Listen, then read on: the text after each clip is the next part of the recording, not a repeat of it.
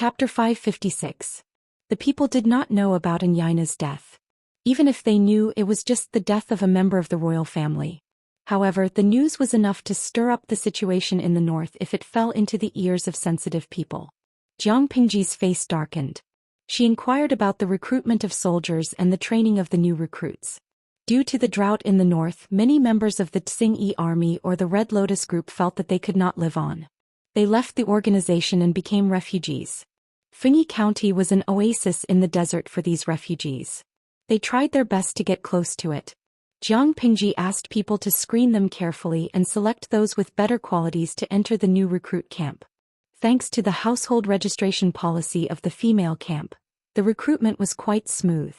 Many women who were forced by life also wanted to enter. However, Jiang Pingji raised the threshold of the female camp. She only selected women who were physically strong, agile, and determined to ensure the combat power of the female camp. In this era, the population could only be multiplied by women giving birth.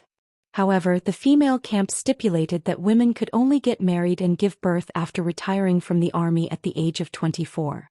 If too many women entered the female camp, the population of the territory under her rule would inevitably be affected. This was what Jiang Pingji did not want to see. Apart from that, winning a war did not depend on who had more people. The overall quality was also very important. She would rather the number of people in the female camp be half that of the male camp, but the combat level must not decline. Quality was more important than quantity. Jiang Pingji asked with a serious expression, "How's the mining of the iron ore?" Feng Jin said, "The Xingyi army soldiers who were captured have been sent to mine. The iron ore vein is considered rich, but in terms of smelting, it's beyond our capabilities. I'm afraid we have to carefully look for skilled craftsmen. This is not difficult. I can think of a way to solve it." The territory had iron ore, which meant that they did not need to buy it outside at a high price. They could save a lot of money. Last year they bought thousands of sets of simple infantry equipment. It made Jiang Pingji's heart ache. They spent money like water. Even if the money was contributed by the prodigal women of the north borderline, it was her money once it entered her warehouse. Feng Jin said again, "But I'm afraid it's difficult to deal with the cavalry of the north borderline." To deal with the north borderline, they had to face their cavalry. According to previous understanding, the army of the three tribes of the north borderline was generally composed of infantry and cavalry. The ratio of the two was about 1:2. More than 10 years ago, the three tribes of the north borderline sent troops to attack Chongzhou's Shangyu County. They used 100,000 troops, including 60,000 to 70,000 cavalry. After the battle, the enemy was unstoppable, taking down 6 cities in a row. If not for the quick response of the residents of Zhenbei Marquis, the entire Chongzhou would have been conquered by them if they had been delayed for more than 10 days. The three tribes of the north borderline were nomadic people. They dealt with horses all year round. To put it bluntly, children of 7 or 8 years old could ride a horse and gallop on the plains of the north borderline. If the nobles of Dongqing did not have the help of stirrups, they could not even climb up the back of a horse. Stirrups had just appeared in this era, but they were not widely used. Only a few aristocrats would equip their horses with simple stirrups. It was not easy to ride a horse these days, but many people who were skilled in horsemanship did not like to use stirrups. Take Li Yun for example, he often rode a horse without stirrups. That was why he was teased by the audience in the live streaming room, praising his unparalleled waist strength and saying dirty things like how his wife would be blessed in the future. The stirrups could be further improved to assist the cavalry in fighting on horseback. Even those who were not good at riding could quickly learn how to ride. However, in terms of cavalry, even if Jiang Pingji started preparing now, it would be difficult to beat the north borderline in terms of quality, let alone quantity.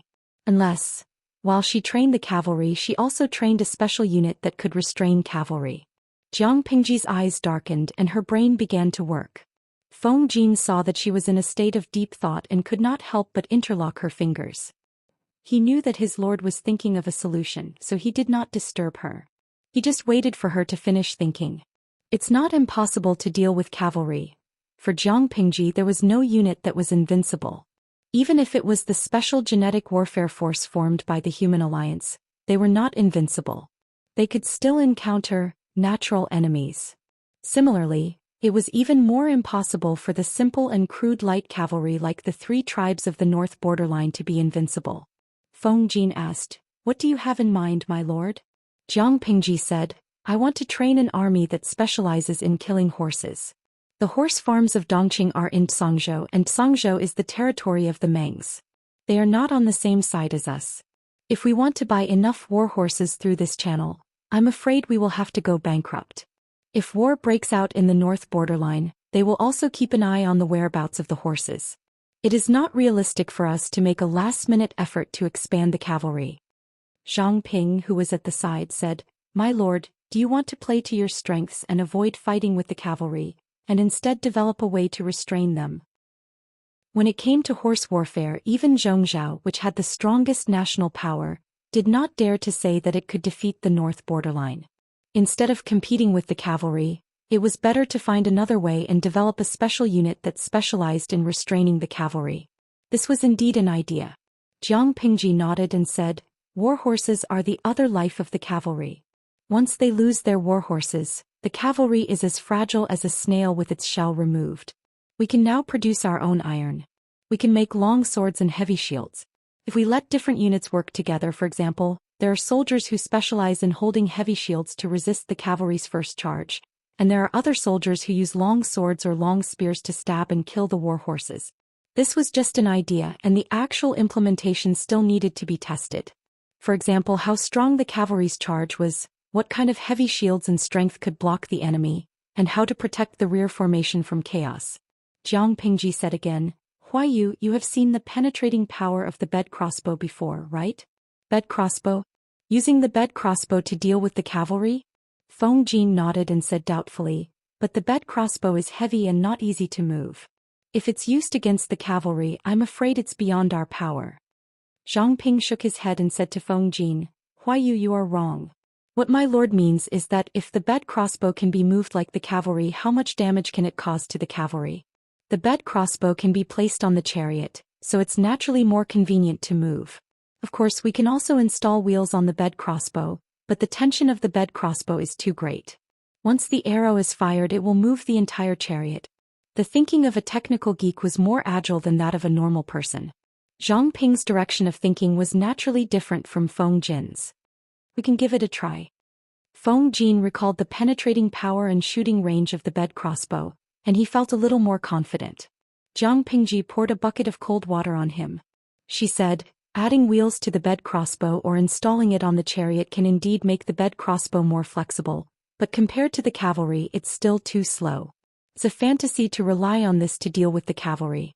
At most, it can catch them off guard and pose a threat to the first charge. When the enemy realizes it, this move won't work." Jiang Pingji added, "Although the lethality of the improved crossbow is not as good as the bed crossbow, its mobility and flexibility are far better than the latter. If we build a unit that specializes in restraining the cavalry, we can let the soldiers use the improved crossbow. Such soldiers can be called archer infantry." Feng Jin could understand. It was equivalent to the previous troops, but the number of people was increased by more than 10 times. Chapter 557. There were many types of cavalry, but there was no detailed division of troops in this era. The types of troops were very simple. For example, most of the cavalry in the north borderline were light cavalry. They lacked mineral veins, so the armor of the soldiers was naturally not made of copper and iron. It was all woven with special rattan. This was similar to their ancestors, the Qianggu tribe. The rattan armor of the Qianggu tribe was repeatedly soaked in oil and supplemented with special craftsmanship. It was very tough and had a good defense. The key was that it was light.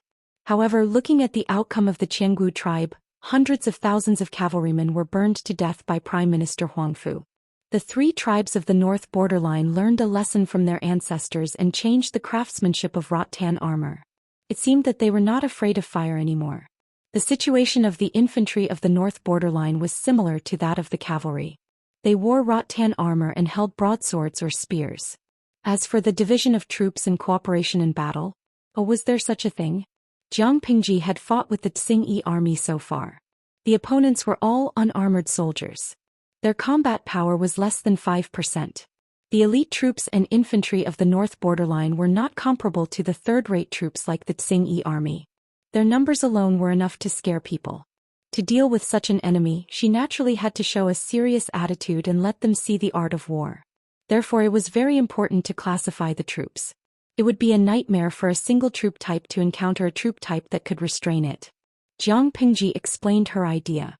She was prepared to divide the troops under her into different troops and carry out targeted training. Feng Jin said, "Time is too tight. We don't have enough manpower.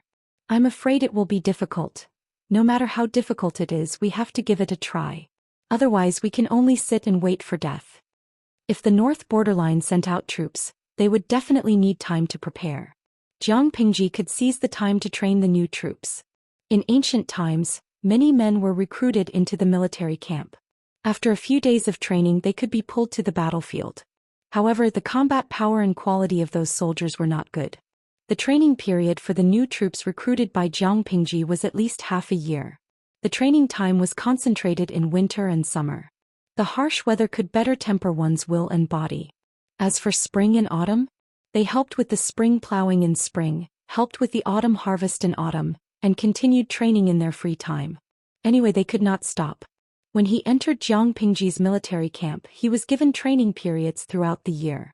He was only allowed 1 day off every month. With this kind of training, the soldiers could definitely be considered as elite soldiers. Not to mention that most of them had participated in more than one battle. Their combat experience and quality were far stronger than those fresh recruits. They were not people who could be compared to the miscellaneous soldiers who were here to make up the numbers. They could easily take on 5 of them at once. Almost the next day, the news of Anyaina's sudden death spread to the other 3 districts of Fengyi County. When Qiguanrang received the news, the sky was dark.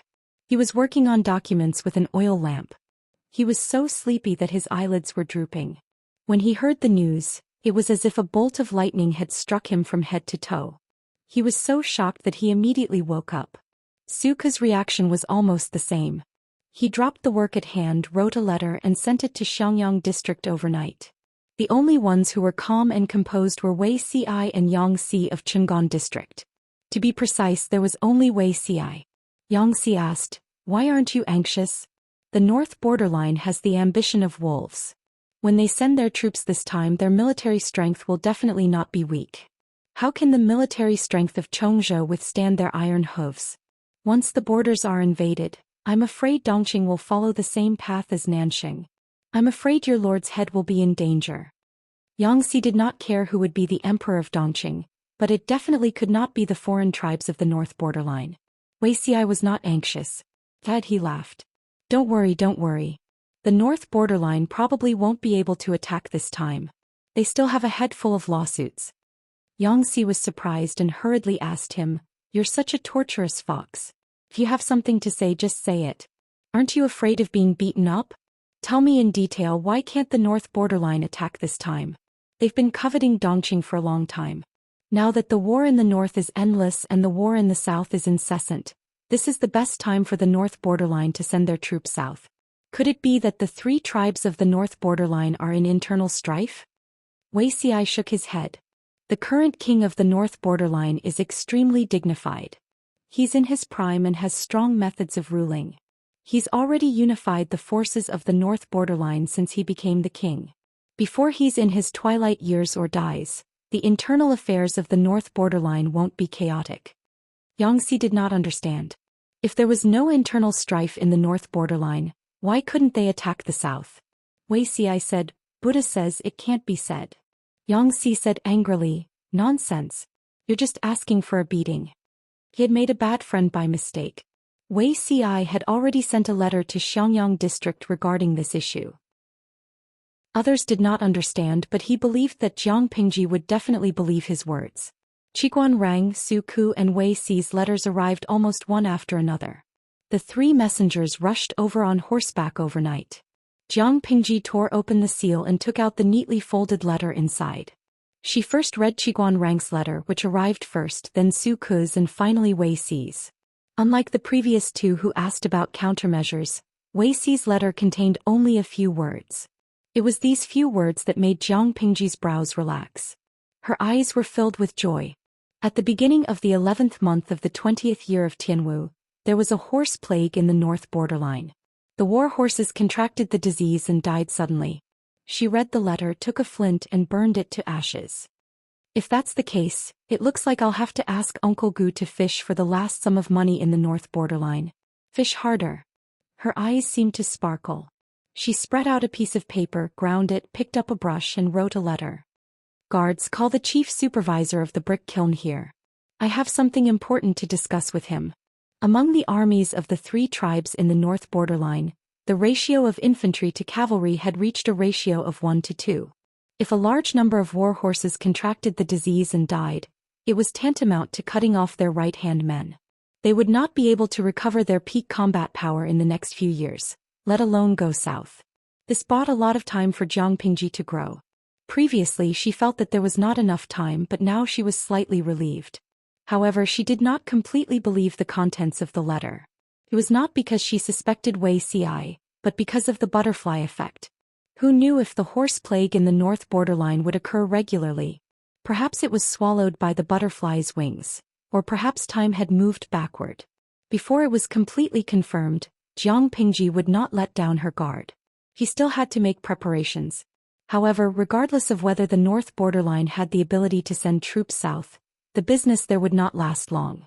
Jiang Pingji planned to fish for the last sum of money and swindle millions of strings of coins. The supervisor of the brick kiln rushed over overnight. Jiang Pingji ordered him to open the brick kiln again and fire a large batch of exquisite glassware.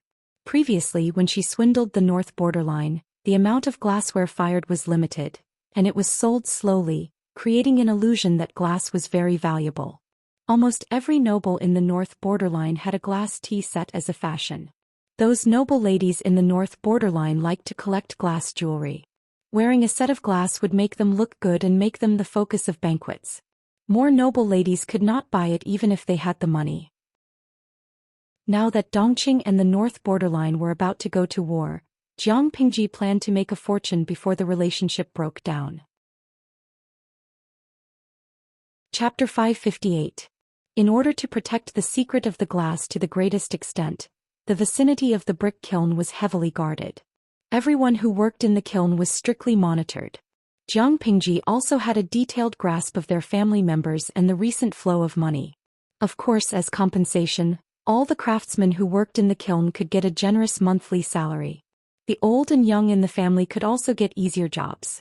Children of the right age had the priority to enter the college to receive education. Under multiple measures, the secret of the glass was well protected.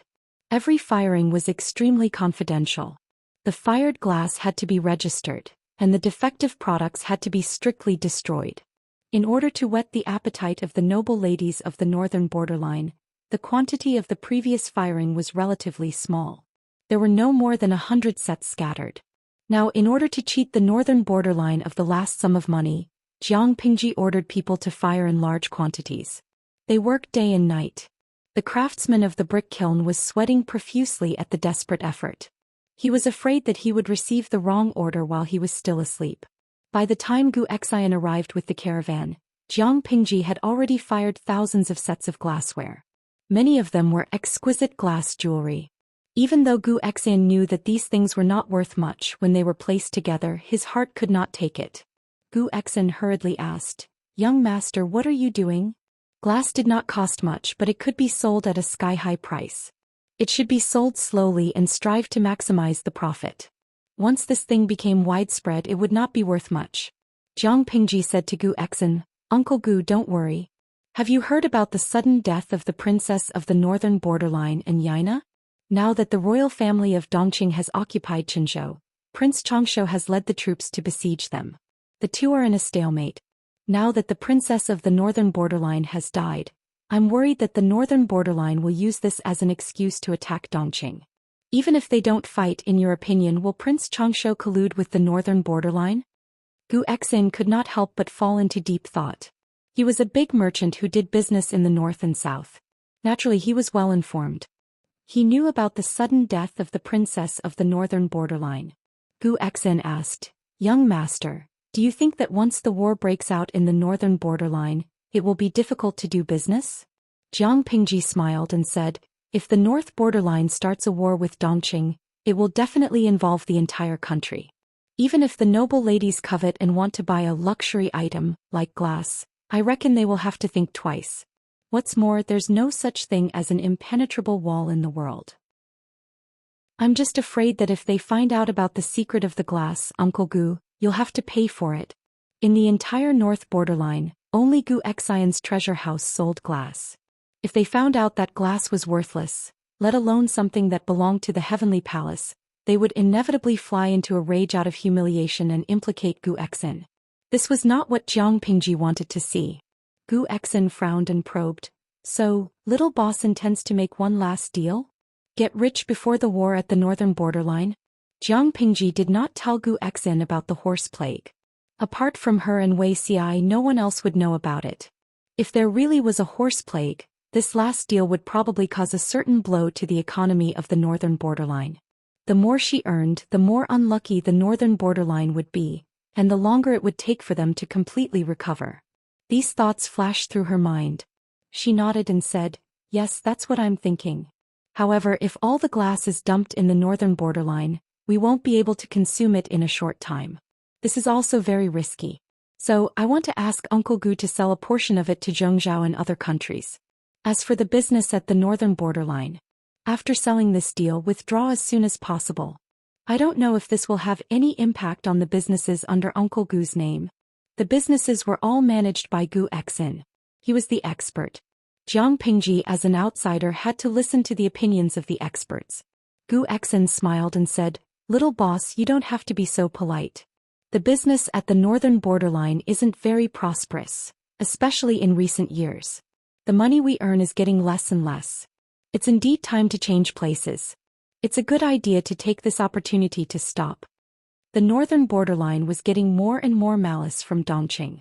Naturally, the businesses of the merchants were getting more and more difficult.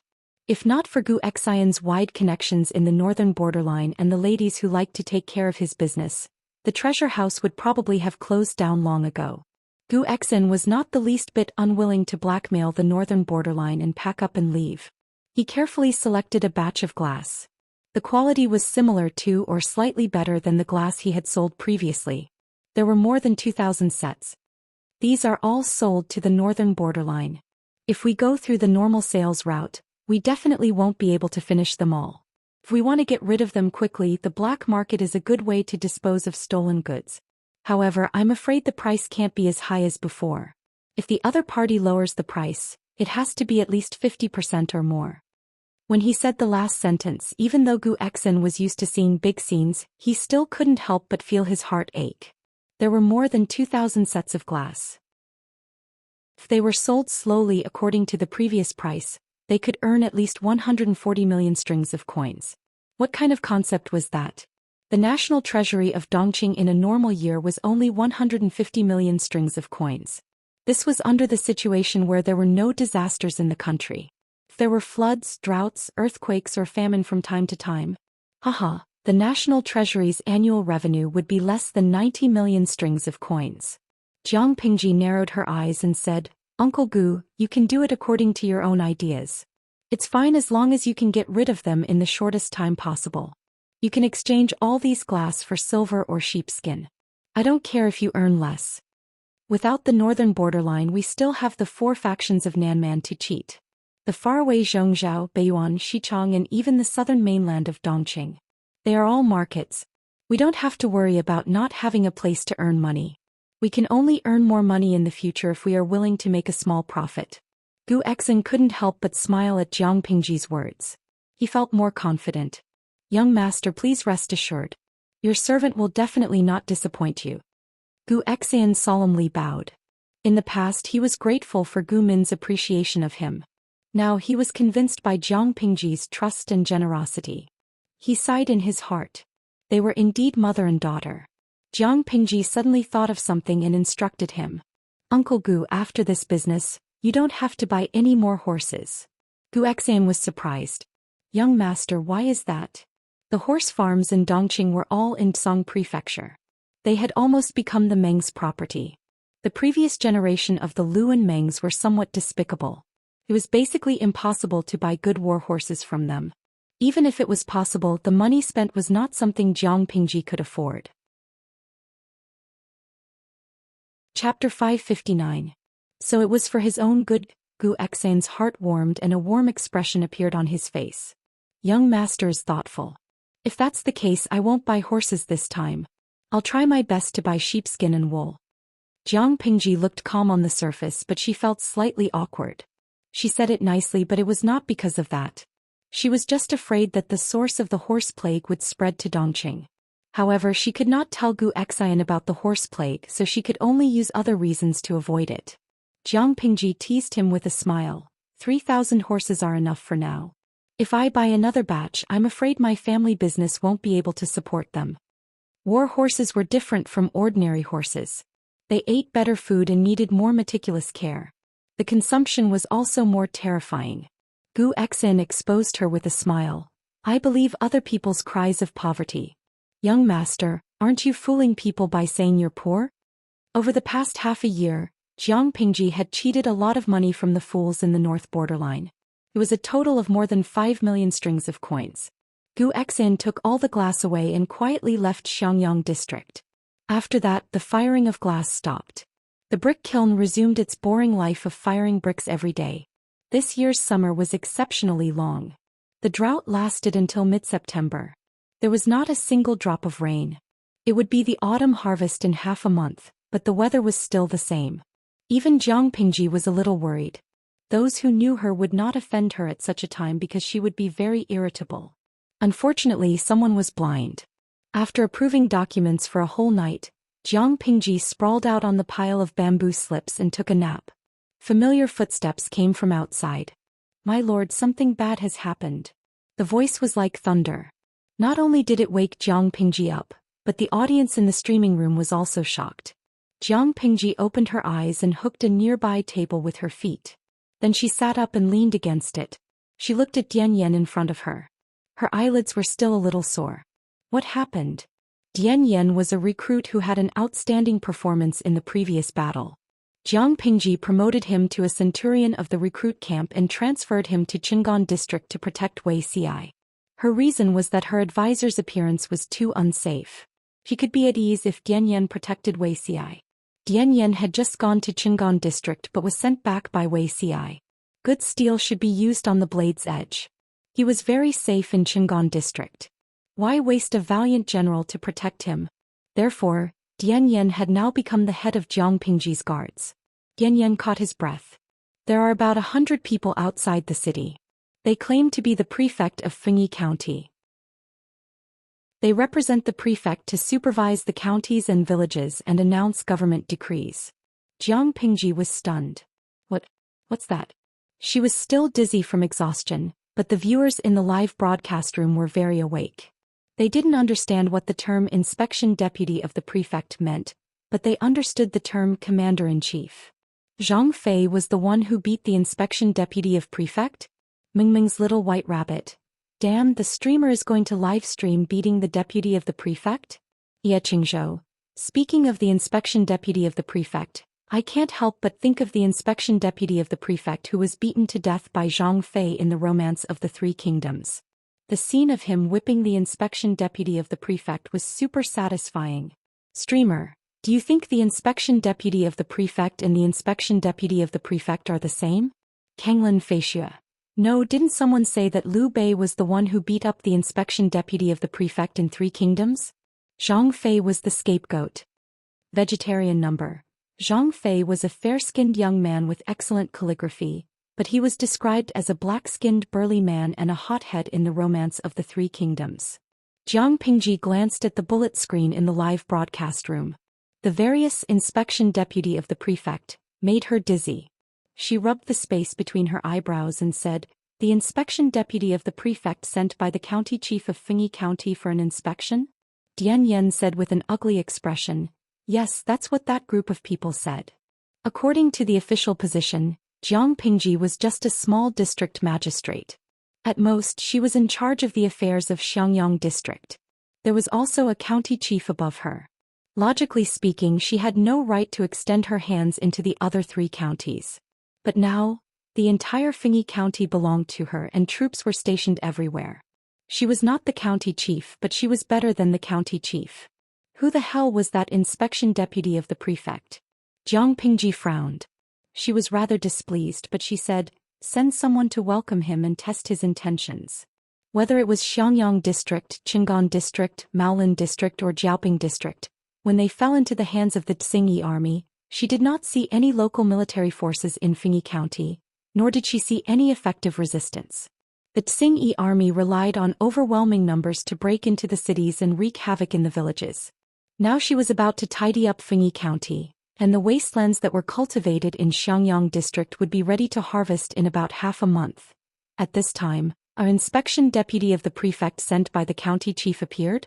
Did he think she was as easy to fool as a 3-year-old child? Dian Yan answered, yes. The so-called inspection deputy of the prefect was actually the inspection deputy of the prefect, an important official in each county. He supervised the counties on behalf of the county chief, and announced government decrees and justice. Although his position was low, the authority he held was not light. He conveyed religious orders, supervised subordinates, examined cases in prisons and investigated illegal acts. He did everything he could. Even if Dian Yan did not investigate, Jiang Pingji could guess the inspection deputy of the prefect's intentions. The audience in the streaming room were not stupid. What could a minor official who came to inspect on behalf of his immediate superior be doing at this time? Zhongfei Yingxingchen, F***C. These people are here to pick the ready-made fruit. Muzi. The streamer is the district magistrate of Xiangyang District appointed by the emperor. The inspection deputy of the prefect can't do anything to the streamer. At most he can be picky and deliberately make things difficult for the streamer. However, I'm afraid that the streamer's Maolin District, Jiaoping District and Qingan District will have to be handed over. And Zhanghuan, F***C. It can't be? Where were these people when the Tsingyi army was ravaging the people? Now that the streamer has used her own troops to recover the other 3 districts, King inspection deputy of the prefect sent by the county chief jumped out. How shameless. Lao Ciji Lianming, don't you know the streamer's character? Once it's in her hands, no one can covet it. If the inspection deputy of the prefect came to go through the formalities, he should be able to leave Xiangyang District safely. If he had ulterior motives, he would be beheaded. In the Romance of the 3 Kingdoms, Zhang Fei beat the inspection deputy of the prefect in a drunken rage, but at least no one died. If someone died, Liu Bei would not be able to bear the consequences. However, Jiang Pingji had 20,000 troops in her hands. Most of these 20,000 troops were veterans who had been on the battlefield and killed people. The newly recruited soldiers had also been trained for a whole summer. How could their combat qualities be compared to those ordinary soldiers who were born from the grassroots?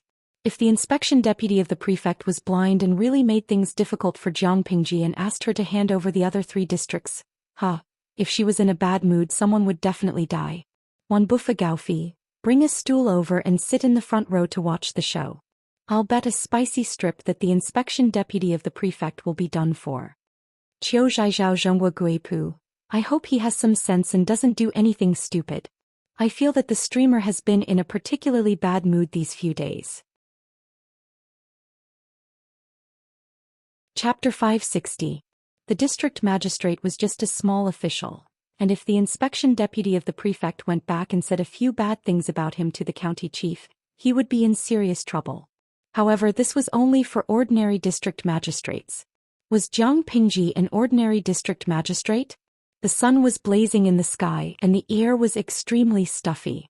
The inspection deputy of the prefect and his entourage had been waiting outside the city for 2 whole hours, and they were sweating profusely from the heat.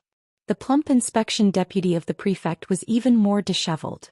In order to take Jiang Pingji down a notch, he had put on a full set of clothes. Even with a manservant fanning him, he still felt extremely hot, and sweat kept seeping out of his pores, drenching his inner shirt. The people outside were sallow and emaciated, but his face was as plump as a full moon, with white and tender fat piled on his face. There was a hint of malice in his eyes, and his face was full of impatience and irritation, making him look unapproachable. The people lining up to enter the city would occasionally glance at them, lowering their heads and whispering to each other. Where did these officials come from? They're dressed in rich clothes.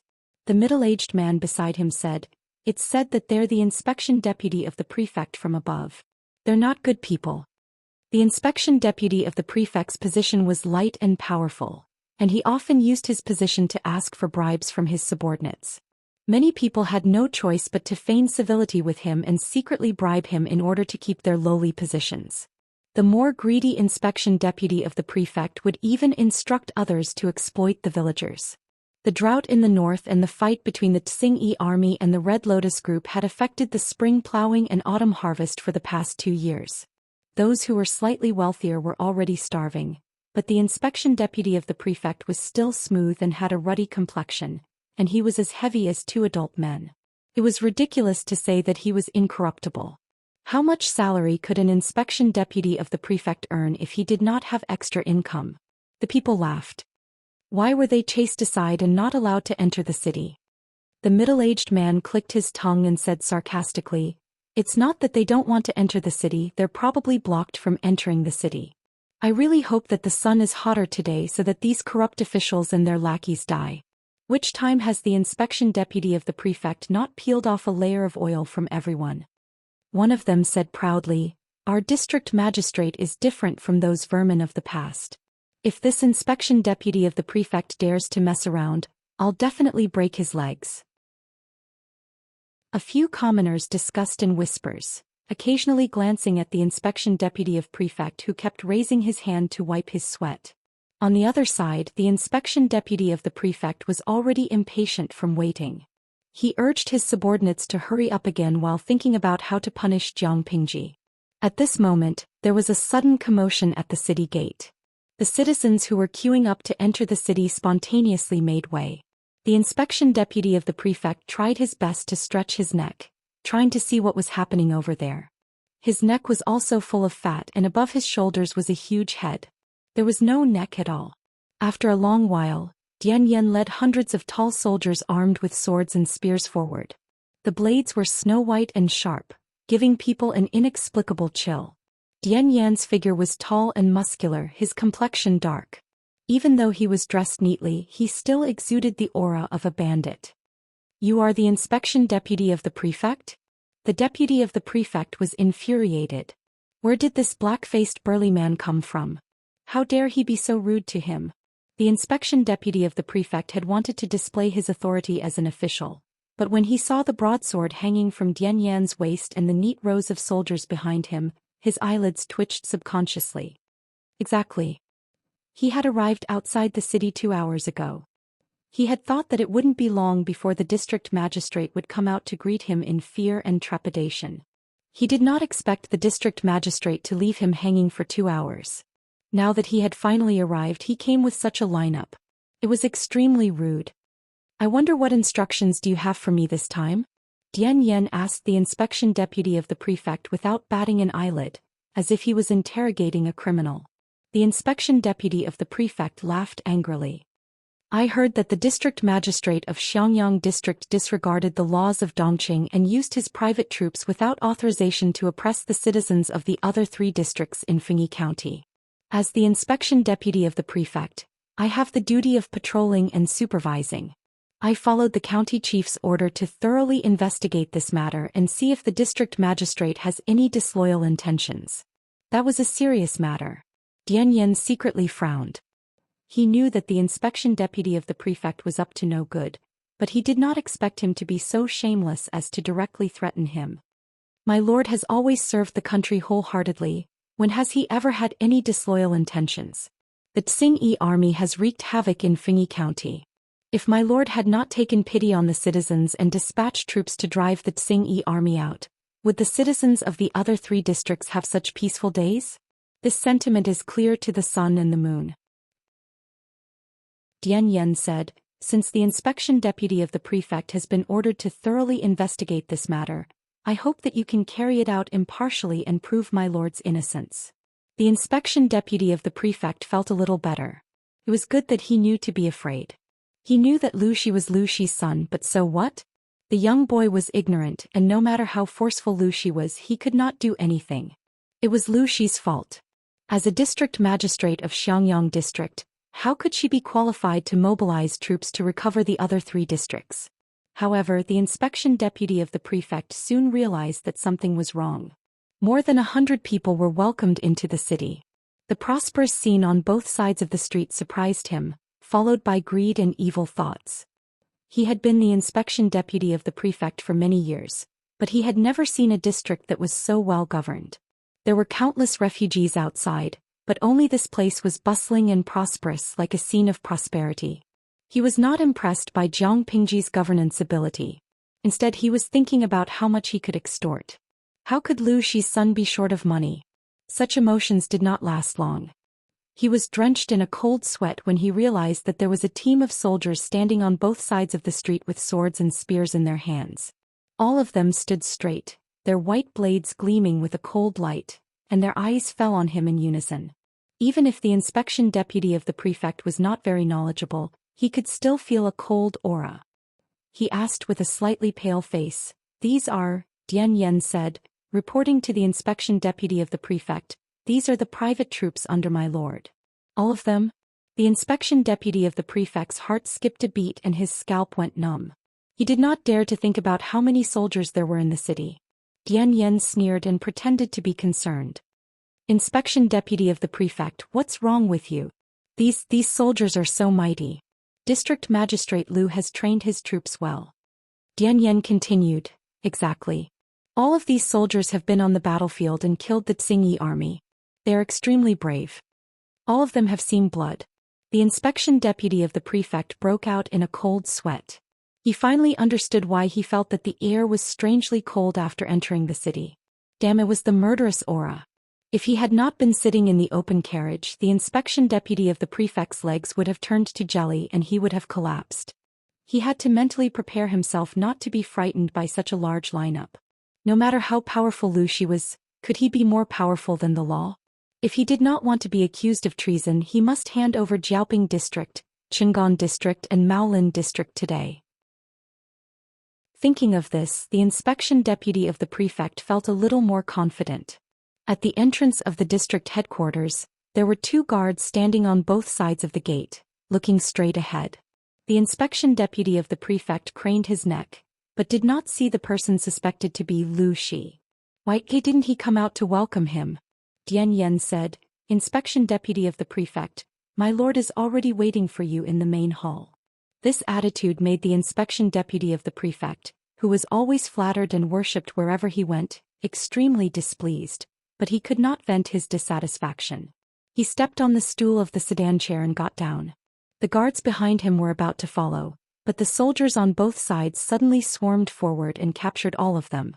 The inspection deputy of the prefect's expression changed drastically, and his eyes widened in shock. "You want to rebel?" Dian Yen smiled and captured the guards on both sides of the inspection deputy of the prefect, removing the weapons in their hands. Chapter 561. The inspection deputy of the prefect's chest rose and fell rapidly, and sweat trickled down his chubby face. It looked greasy and one could touch a handful of oil with just a touch. You dare?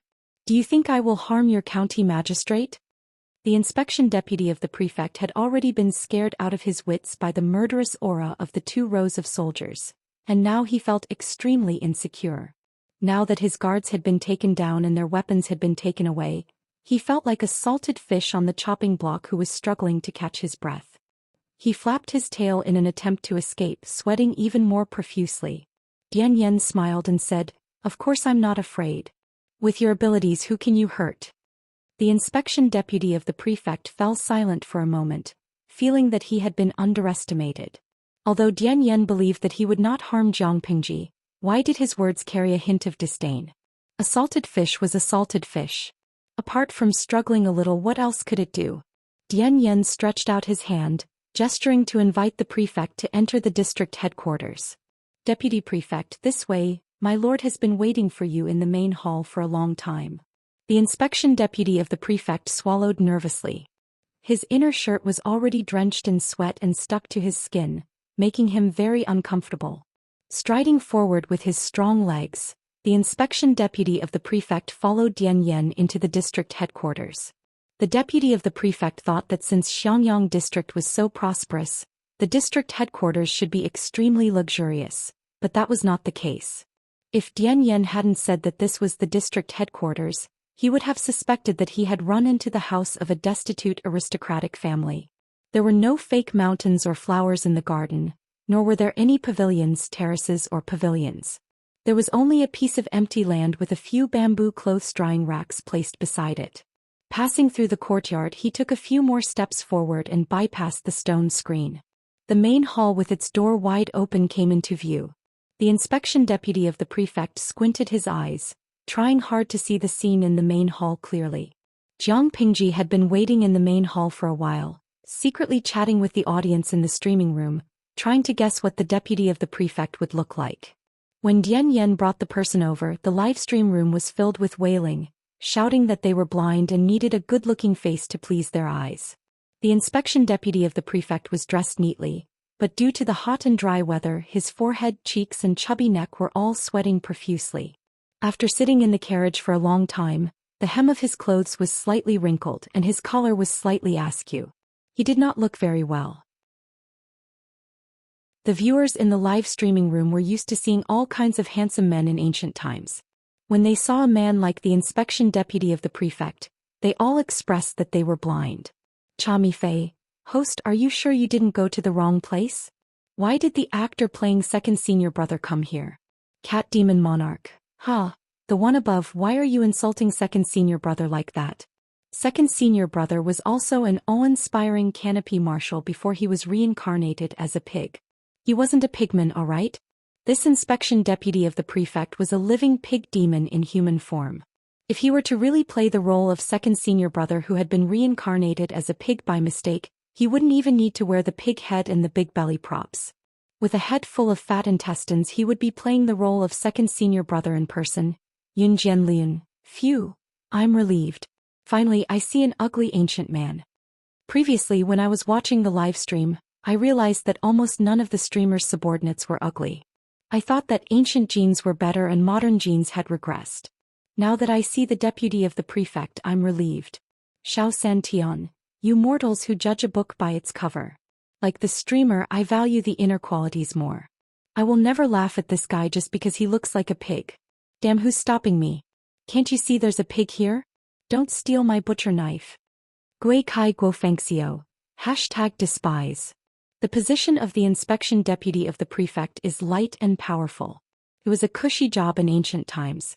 Those who can sit in this position for a long time are generally not simple. Look at the current situation in Dongqing, then look at the tonnage of this inspection deputy of the prefect. Do you think he's simple? Prime Minister Zhuge Liang. He's not simple, but there's a saying that goes, one man can defeat 10 men with great strength.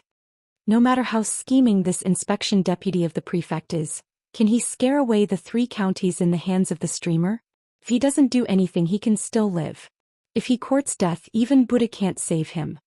The audience in the livestream room made jokes and acted cute and funny, which made Jiang Pingji's mood improve a lot. She also found the inspection deputy of the prefect more pleasing to the eye. The inspection deputy of the prefect stepped into the main hall and saw a handsome young man who was no more than 16 or 17 years old sitting at the head of the table. His eyebrows reached his temples, his lips were as red as blood, and his youthful face had the unique vigor of a young man. The corners of his eyes were slightly tilted, and his moderately thick lips were tightly pursed, giving off an inexplicable sense of dominance. If he were facing other young men, the inspection deputy of the prefect would have long put on a posture, but after experiencing Dian Yan's intimidation, he was a little timid. After greeting him, Jiang Pingji's attitude towards him was lukewarm. The inspection deputy of the prefect put on a fake smile and said some nice words to liven up the atmosphere. However, Jiang Pingji was unmoved by force or persuasion, and her attitude did not soften at all.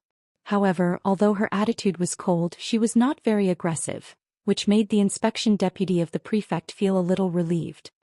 He remembered the purpose of his visit and asked sternly, I heard that District Magistrate Liu used his private troops to occupy 3 counties?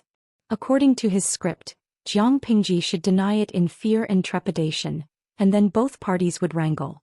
He would take the opportunity to extract some benefits, intimidate the young district magistrate, explain the general idea with righteous words, accept some bribes, and then report Liu Shi to the county chief.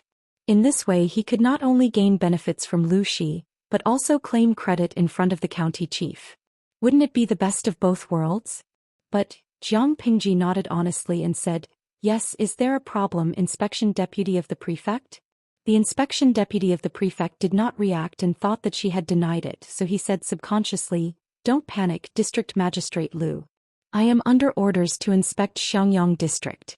If these are just rumors spread by outsiders, I will definitely report it to the county chief impartially. You did not use your private troops." What? After talking for a long time he finally realized something was wrong. Jiang Pingji smiled faintly and said, "I used my private troops to occupy the other 3 counties.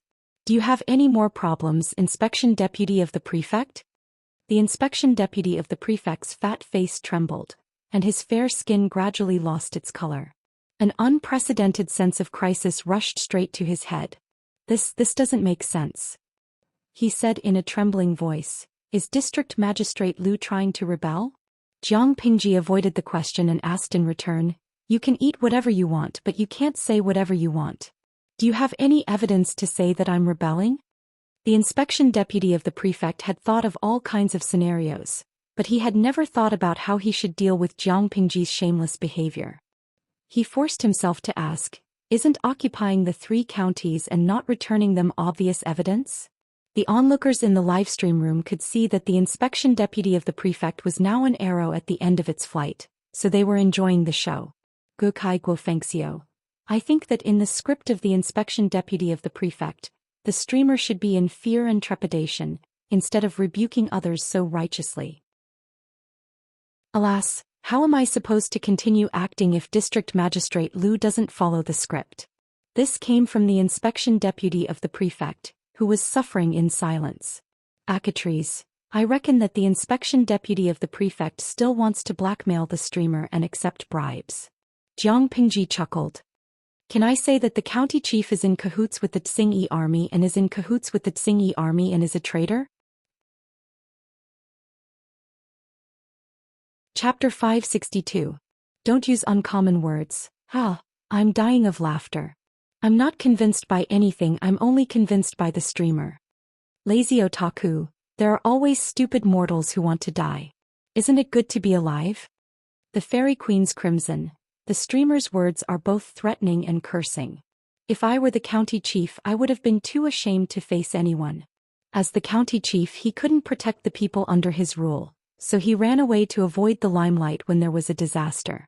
Now that the streamer has taken back the place, driven away the bandits and taken care of the territory in good order, now he wants to stand out and use his power to oppress others. Bah! My pig teammate, you can't say that, can you?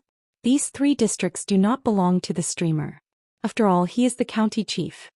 The opposite god's rival. So what if he is the county chief? Is it still a hereditary system where the son inherits the father's business? Fei County does not belong to them. Where were they when the Tsingyi army attacked? Did they lead the people and soldiers to resist the foreign bandits? They did nothing and no one knew where they had taken refuge. Now that they have settled down, they want to pick the fruits. Dream on. I support the streamer's criticism. Jiang Pingji thought that the county chief of Fengyi County had died in the disaster of war. As the audience in the livestream said, whoever had the ability to pick the fruits that she had cultivated was welcome to try. Sending an inspection deputy of the prefect who assumed the authority of a tiger to oppress others and snatch the 3 districts from her hands. Even a daydream was not that beautiful. The inspection deputy of the prefect only swallowed his anger after a long while and said with a livid face, "How can the 2 be lumped together? District Magistrate Lu, don't try to change the topic. We are talking about your private mobilization of troops to occupy the 3 districts, not about the county chief's personal words and deeds." Jiang Pingji snorted contemptuously. Why can't they be lumped together? When the Tsingyi army attacked, the county chief did not appease the people and did not lead the people and soldiers to resist the foreign enemies. Instead he took his family and money and fled in the night. What right does he have to say that I, Lu Shi, am in the wrong just because of this? The inspection deputy of the prefect reminded me of one thing. If this matter is written into a memorial and submitted to His Majesty, how will His Majesty decide? The inspection deputy of the prefect's face was livid and bloodless. Facing the pressure exerted by her, his fat body trembled involuntarily. Fleeing from the bandit army without putting up a fight was enough for the prefectural governor to lose his position. What was even more shameless was that the county chief wanted to take advantage of Jiang Pingji. He tried to snatch away her painstaking efforts and then claim the credit for driving away the Tsingyi army. He would write a lengthy memorial to the throne and claim credit in front of the emperor to pave his way to a higher position. How could such a small thought escape Jiang Pingji's eyes? The inspection deputy of the prefect stammered, "District Magistrate Liu, you are threatening," Jiang Pingji said calmly. "Recovering the 3 districts is my credit. Even if I'm willing to hand over the 3 counties to your county governor, let me ask you a face-slapping question. How can he guard the 3 counties with that little bit of ability? If you don't have the ability, don't take on this job. The enemy can destroy a county in just 3 to 5 days, but if the people want to rebuild the county, it may take 3 to 5 years. Deputy of the prefect, do you understand this?" She was just short of pointing at his nose and saying, "You can't do it." How could the inspection deputy of the prefect keep his face after being questioned and mocked by a young man like this? In the past, when he was inspecting the villages and counties, which official did not flatter him? Now that he was no longer in the limelight, he was being ridiculed by a fledgling kid. One could imagine how big the gap was. The inspection deputy of the prefect looked at Jiang Pingji coldly. The anger in his heart suppressed his fear and he threatened her with a fake smile. "In that case, you can go ahead and do it, District Magistrate Liu. To put it bluntly, officialdom is not a child's game. You can't rise to the top just because you have the ability. The county governor is giving you face. District Magistrate Liu, you'd better stop while you're ahead. If it weren't for the county governor's respect for your father, he would have sent a memorial to Qinzhou and sued you. Might even cost you your life. A mere district magistrate suing the county governor. Who did this kid think he was?" Jiang Pingji snorted. She looked calm and was not intimidated by the harsh words of the inspection deputy of the prefect at all. She clapped her hands. The sound of her clapping was crisp and clear. The inspection deputy of the prefect's heart suddenly tightened and he could not sit still. Outside the door, Dian Yen heard the sound and came in with a long box in his hands. The fat on the inspection deputy of the prefect's face squeezed his eyes into slits. He tried his best to widen his eyes, not daring to look away. "What are you doing?" Jiang Pingji said, "I'm showing you a treasure." "Treasure?" The inspection deputy of the prefect's mind began to spin. Could it be that District Magistrate Liu was only acting tough on the surface, but he was actually frightened? If not, why did this person want to show him a treasure? At that moment, various guesses flashed through the inspection deputy of the prefect's mind. He saw Dian Yen respectfully place the long box in front of him. The black-faced, brawny man with a terrifying aura moved cautiously, which made the inspection deputy of the prefect even more convinced that there was a precious treasure inside. Ah, she was so rude to him just now, and now she wants to bribe him with a treasure? The inspection deputy of the prefect's heart skipped a beat, and he despised Jiang Pingji even more. Was he such an easy person to get rid of? As he thought about it, he reached out and opened the box. There was a long knife with unparalleled sharpness lying inside, and the reflection of light at that moment stung his eyes. The inspection deputy of the prefect silently looked up at Dian Yen, who was half squatting down, only to see that the black-faced brawny man had already placed his hand on the handle of the knife, picked it up easily, and placed the blade against his own neck. The inspection deputy of the prefect was dumbfounded by the sudden turn of events, and he dared not move an inch. District Magistrate Liu. The inspection deputy of the prefect swallowed nervously, cold sweat dripping down his forehead. The oily sweat slid down his cheeks and flowed past his chin, wetting the collar of his shirt. His plump body trembled like a sieve and he looked extremely pitiful. "I think the head of the inspection deputy of the prefect is quite stout. Chop it off and hang it in front of the door. It should be able to exorcise evil spirits." Jiang Pingji asked Dian Yen. Dian Yan's face was cold as he waited for his lord's instructions. "My head can't exorcise evil spirits," the inspection deputy of the prefect said pitifully, even changing the way he addressed himself. Jiang Pingji said, "I'm a young man in the ways of officialdom, so of course I'm not as experienced and ruthless as you. But I'm clear about one thing. I have troops in my hands, but the county chief doesn't. Even if His Majesty backs him up, he still won't be able to take back the 3 districts, let alone defend them. Go back and make it clear to him. I respect him as the county chief, but if he doesn't... Haha, given the situation in the north, it's normal for 1 or 2 county chiefs to die. The inspection deputy of the prefect was burning with rage, but his life was more important. He hurriedly said, I understand, I'll definitely convey your message. How could he hide his thoughts from Jiang Pingji? She stood up and said to Dian Yen, treat this inspection deputy of the prefect well, and make sure he sees our sincerity. Dian Yen responded in a low, muffled voice, yes, my lord. Please rest assured, I will definitely make the inspection deputy of the prefect feel at home. The inspection deputy of the prefect drew a small wound on his neck with the long knife, and he wanted to cry but had no tears. Chapter 563. The most popular item in the northern borderline this year was the colored glass of the Heavenly Palace. What was the colored glass of the Heavenly Palace? To put it bluntly, it was glass with an opaque color and impurities that glowed with colorful light.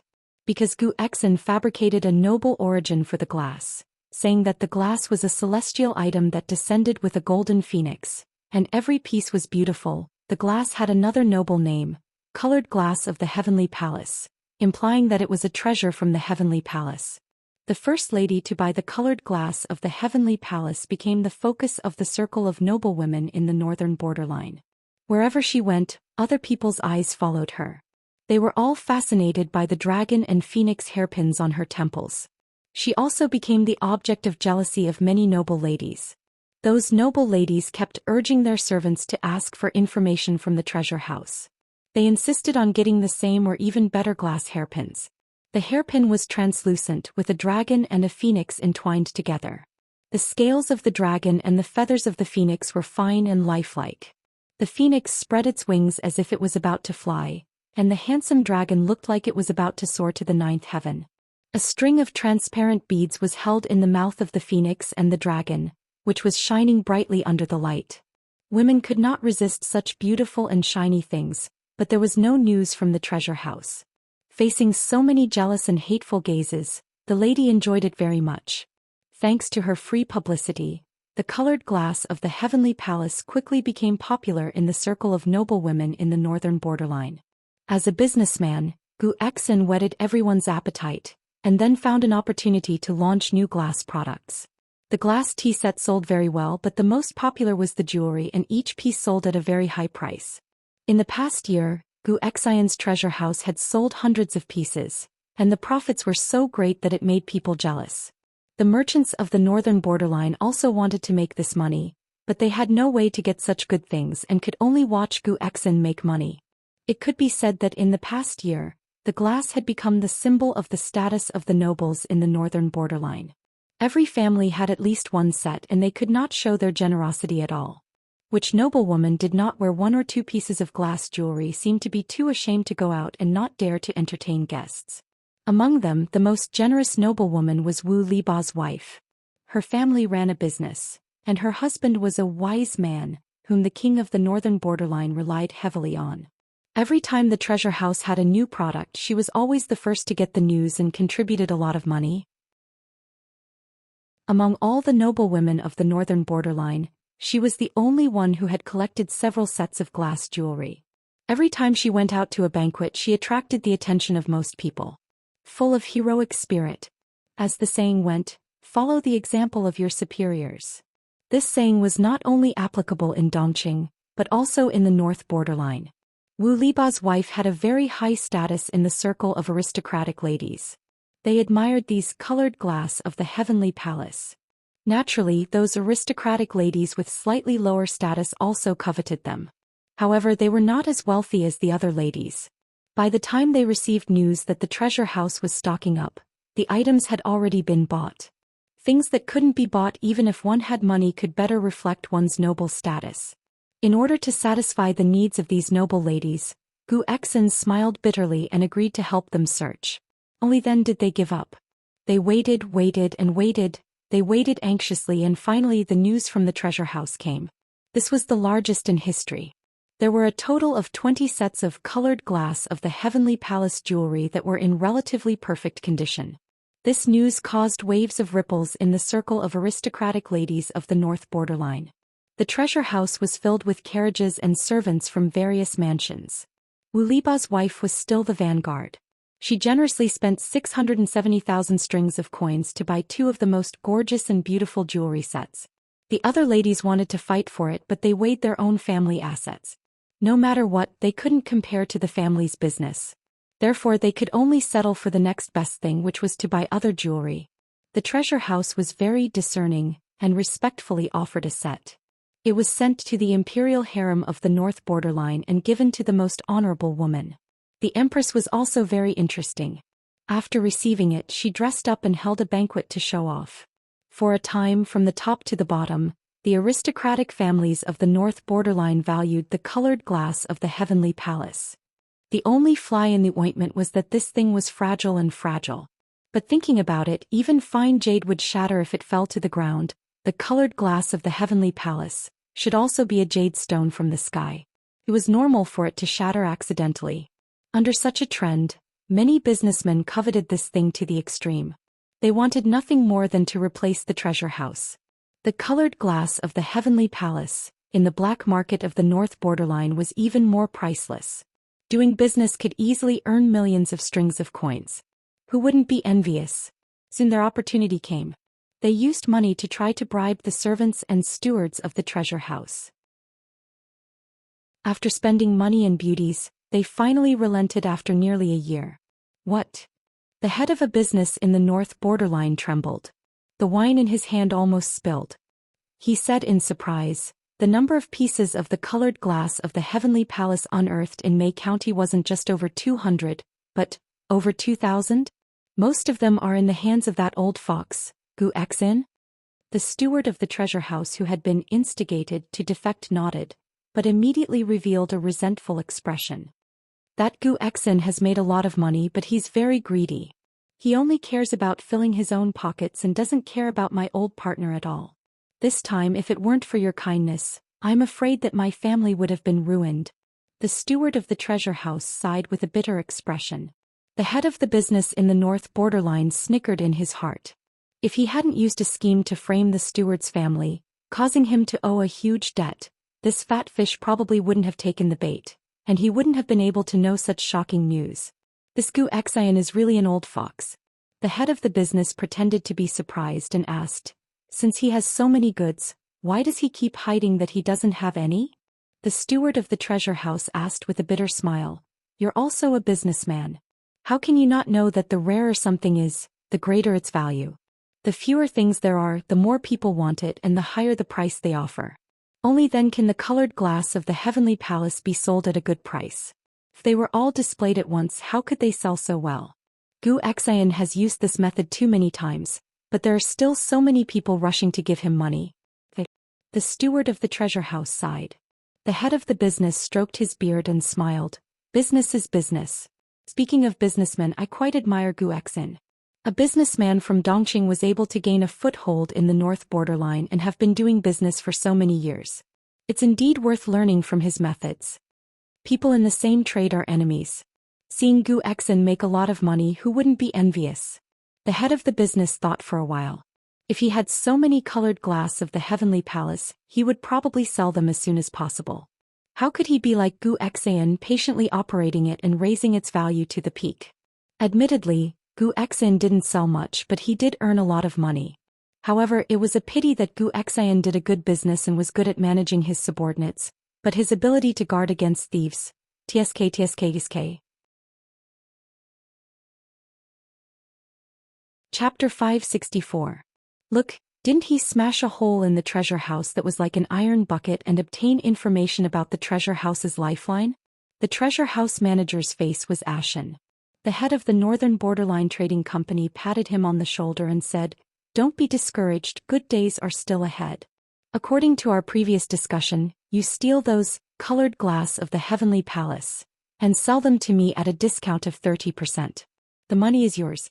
The treasure house manager was a little hesitant. "I betrayed the shopkeeper this time. I'm afraid he can't tolerate me. Only 30%. the head of the trading company said, Gu Xen still has nearly 2,000 pieces of colored glass of the heavenly palace. Do you know how huge a figure it is to sell all of them at 30%? Besides our trading company alliance who can buy it all at once. The money you get will be far more than what Gu Xian earns. All of this money will be yours in the future. It's like a pie falling from the sky. If you take it all for yourself, you'll be as rich as a country in the future. The treasure house manager was tempted. A look of hesitation and greed flashed across his face. This made the head of the trading company very satisfied. After a while, the treasure house manager gritted his teeth and said, Okay, I agree. But I don't think I'll be alive to enjoy so much money. The head of the trading company smiled and said, I can lend you people to escort you safely out of the northern borderline. But you want to buy slaves and horses, that won't do. Recently, the higher-ups have been very strict with these two businesses. You can only sell to the people of the northern borderline, not even to people of other countries. The treasure house manager said, Then, can I buy sheepskin? The head of the trading company heard that Gu Xen often bought sheepskin from various families. He didn't buy a lot each time, but it added up to a huge amount. He pretended to be confused and said, Sheepskin has a strong smell and can't be made into clothes. What business can I do with it? The treasure house manager sneered and said, Gu Xen sold those sheepskin at a high price to the people of Nanxing and the barbarians of the 4 factions of Nanman. With these sheepskin he made a huge sum of money last winter. This kind of beast who makes money from national disasters is not worth working with. The head of the trading company raised his eyebrows and sneered. Business is business. As long as there is money to be made in business, who cares if it's national disasters? The treasure house manager was convinced by the head of the trading company and nodded with an ashen face. The head of the trading firm said, Don't worry about the sheepskin, I'll make sure to arrange it for you. As for sheepskin, which family doesn't have hundreds of them? You can easily find tens of thousands of them. Set a time and I'll get them for you. You can have as many as you want. The northern borderline herded horses and sheep, and every household raised many cows, sheep and horses. The sheep would grow their wool crazily in the winter, so the trimmed wool was useless. They would even complain that it smelled too bad when used to make fire. Now that someone was buying it, even if the price was very low, it was better than nothing. It could be considered as an extra income for the people of the northern borderline. In order to resist foreign businesses, the royal court of the northern borderline established various trading companies according to the advice of the wise man, and each trading company formed an alliance with each other. It was impossible to swallow Gu Xian's colored glass of the heavenly palace in one go with just one trading company, and they didn't have that much money either. Therefore he had to unite the trading companies and buy this batch of goods together. The land of the northern borderline was not suitable for farming, but it was rich in minerals and produced all kinds of precious stones, gold, silver, jade and spices. The value of these things was not even half of the value in Dongqing. In comparison, copper and iron were more valued than gold, silver and jewelry. If they exchanged gold, silver and jewelry for the colored glass of the heavenly palace, the trading company of the northern borderline would make a huge profit, and the final profit would be more than 9 times. In the face of such a huge temptation, it was better to do it sooner rather than later. Taking advantage of the opportunity when Gu Xen went to other countries to do business and was unable to take care of the northern borderline, the manager of the treasure house stole the colored glass of the heavenly palace in batches and sold it to the trading company of the northern borderline at a low price of 30%, in exchange for a large amount of gold, silver, jewelry and sheepskin wool. The manager of the treasure house was also a scheming person and he did things flawlessly.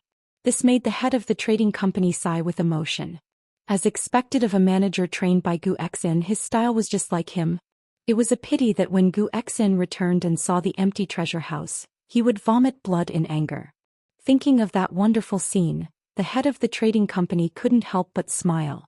In the end, the manager of the treasure house forged Gu Xian's warrant and dismissed the treasure house and its branch business in the northern borderline.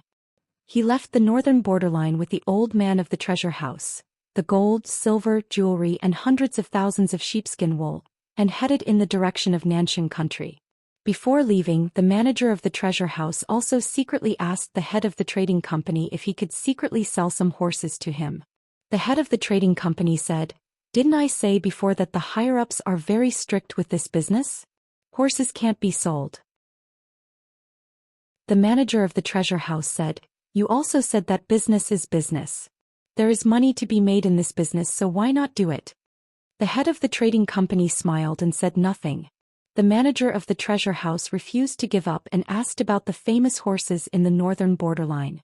The head of the trading company was annoyed by the questions. He said, "If you want to buy horses, you can ask the horse merchants in Xiaolon country. They have just presented more than 10 Fergana horses to the imperial court. I heard that those horses are very expensive, even better than the best horses in the northern borderline. But it's a pity that along the way 4 horses died of illness. Although the horses over there are expensive, they are indeed good horses." The manager of the treasure house asked in surprise, "What kind of place is Xiaolon country?" The head of the trading company said, "I don't know either, but that place is very far away. I heard that there are only spring and summer in a year and it is very hot and dry. The people over there are all tan like charcoal. If it gets dark you can't even see a person. Their brains are stupid but their limbs are strong." The manager of the treasure house grunted and seemed to be a little tempted. The head of the trading company didn't mind connecting the two parties. The manager of the treasure house took the opportunity to see the Fergana horses from Xiaolon country. They were indeed extraordinary. "But, why, they don't look very energetic," the head of the trading company said with an indifferent expression. "I heard that they traveled for more than half a year. Even people can't stand it, let alone horses. They will be fine after resting for a while. If you want to buy horses, you can talk to the head of the trading company in Xiaolon country. If the price is right, he might sell you one." People also had problems with acclimatization and horses were the same. They would be fine after resting for a while. It had always been like this, so the head of the trading company didn't care. The manager of the treasure house asked about the price and was scared off. The horses were good horses, but a top-grade Fergana horse cost 5 or 600,000 strings of coins. Who could afford it? Every year the northern borderline would buy horses from Xiaolon country, not for people to ride, but to use the Fergana horses of Xiaolon country and the good war horses of the local horse farms to breed high-quality war horses. If that was the case, the price was actually not expensive. Seeing that the manager of the treasure house was scared off, the head of the trading company laughed secretly. Chapter 565. The manager of the treasure house hesitated. How many times could he see a horse of such high quality in his life? However, when he thought of the value of a Fergana horse as high as 5 to 600,000 strings of coins, he was scared off and shook his head like a rattle drum. This thing was too expensive, he couldn't afford it. It's not that I don't want to buy it, it's just that the price is really too expensive. It's not worth it, it's really not worth it. Seeing that he was so stingy, the head of the commercial firm despised him and laughed at the same time. Even if some people had money, they were at most just local tycoons. They didn't have great foresight and insight, and they didn't consider the big picture. Was a Fergana horse worth 5 to 600,000 strings of coins expensive? This price was indeed very expensive, but what if these Fergana horses were excellent stallions? Any horse farm that got such a high-quality Fergana horse could breed countless high-quality war horses, and the value created in a few years would far exceed this price. The war horses of the northern borderline were so sought after because of their persistent efforts to improve the horse's bloodline. With a large number of high-quality war horses, the combat power of the northern borderline could improve so quickly. Therefore, in the eyes of the head of the commercial firm, the manager of the treasure house was really short-sighted and useless. With this judgment, the head of the commercial firm was more at ease with the manager of the treasure house. He was happy and blurted out, "I think you really like good horses. I have a few mixed-blood Fergana horses. Although they aren't as pure-blooded as Xiaolon, they've been carefully cultivated for 2 generations. They're of extremely good quality. Do you want to take a look? But I'll say this in advance. If you want to buy them, you can only buy one. Those good horses are all registered. If there are too few, it'll be hard to explain." The manager of the treasure house's heart trembled. Was he going to smuggle a fine horse to him? Of course he had to agree to such a good thing. The northern borderline was vast and rich in high-quality horses. The imperial court kept a close eye on each horse farm. However, there would always be people who would take risks for the sake of profit. The horse that Lu Shi gave to Jiang Pingji was smuggled out. It was originally meant to be presented to the king of the northern borderline, but the officials under him intercepted it and sold it. The horse that they gave to the king was slightly inferior. Now that the situation was tense, good horses could not be bought and sold carelessly. Horses that could be bought and sold privately naturally had some tricks up their sleeves. For example, the owner of the horse farm would privately embezzle the money and report that the newborn foals had died from dystocia or had died prematurely. Then he would raise them in private and sell them at a high price. The manager of the treasure house looked at the few fine horses that the head of the trading company was talking about. They were not very old, but one could already see their future glory. He swallowed nervously and obsessively. Compared to the Fergana horses, which had a thin head, a high neck, thin skin, fine hair, and appeared lean, the manager of the treasure house preferred the hybrid of the Fergana horses and the local horses of the northern borderline. It not only had the advantages of the Fergana horses such as great strength, speed and endurance, but it also had the advantages of the local horses such as strong explosive power, strong weight-bearing, light footsteps and strong physique. Which man wouldn't like it? The Fergana horses of Xiaolon were good in every way except for one thing, which was that they were slightly lean. However, after 2 generations of hybridization, the horses in front of him that had improved their bloodlines could be said to be real godly horses. The head of the trading company was very satisfied with the obsessive reaction of the manager of the treasure house. He said in a slightly proud tone, "Are you satisfied with what you see?"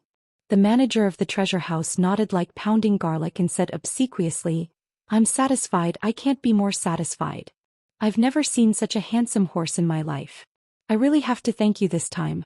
Otherwise, I wouldn't have the luck to see such a magnificent horse." The head of the trading company was very satisfied. He said, "If you like it, you can pick anyone. We're old friends, so I'll give you the best price." The manager of the treasure house didn't know much about horses, but he knew that if the dozen or so horses in front of him were not good, the head of the trading company wouldn't have valued them so much. Therefore, he didn't have to worry about the quality of the fine horses. He only needed to pick the best-looking one, as he was a beauty lover. The color of these fine horses was very pure. Among a group of brown, brownish-red, brownish-yellow and pure black horses, the manager of the treasure house saw the snow-white horse at first glance. There was not a trace of other colors on its body, and it had a light body and vigorous gait. It was a beauty among horses. What a beautiful little girl. I'll choose this one. The manager of the treasure house raised his hand and touched the mane of the horse. The horse snorted but didn't reject it.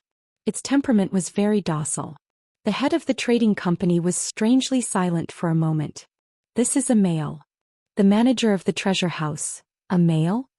He was surprised and asked, "Has this horse been gelded?" The head of the trading company said, "This horse hasn't been gelded yet." What was gelding? To put it bluntly, it was castration. Male war horses were all castrated. They were the so-called geldings. These male horses were more docile and easy to tame. They also wouldn't go into estrus. After all, anything could happen on the battlefield. If a male horse went into estrus, who would be able to tame it? The horses used for riding were all gelded. Each horse farm would keep the best quality male horses as stud horses to breed excellent offspring. The expression of the manager of the treasure house became even more strange. He couldn't help but look at the horse. A gelding that hadn't been gelded could have such a good temper? The other party seemed to grin and laugh at his lack of knowledge.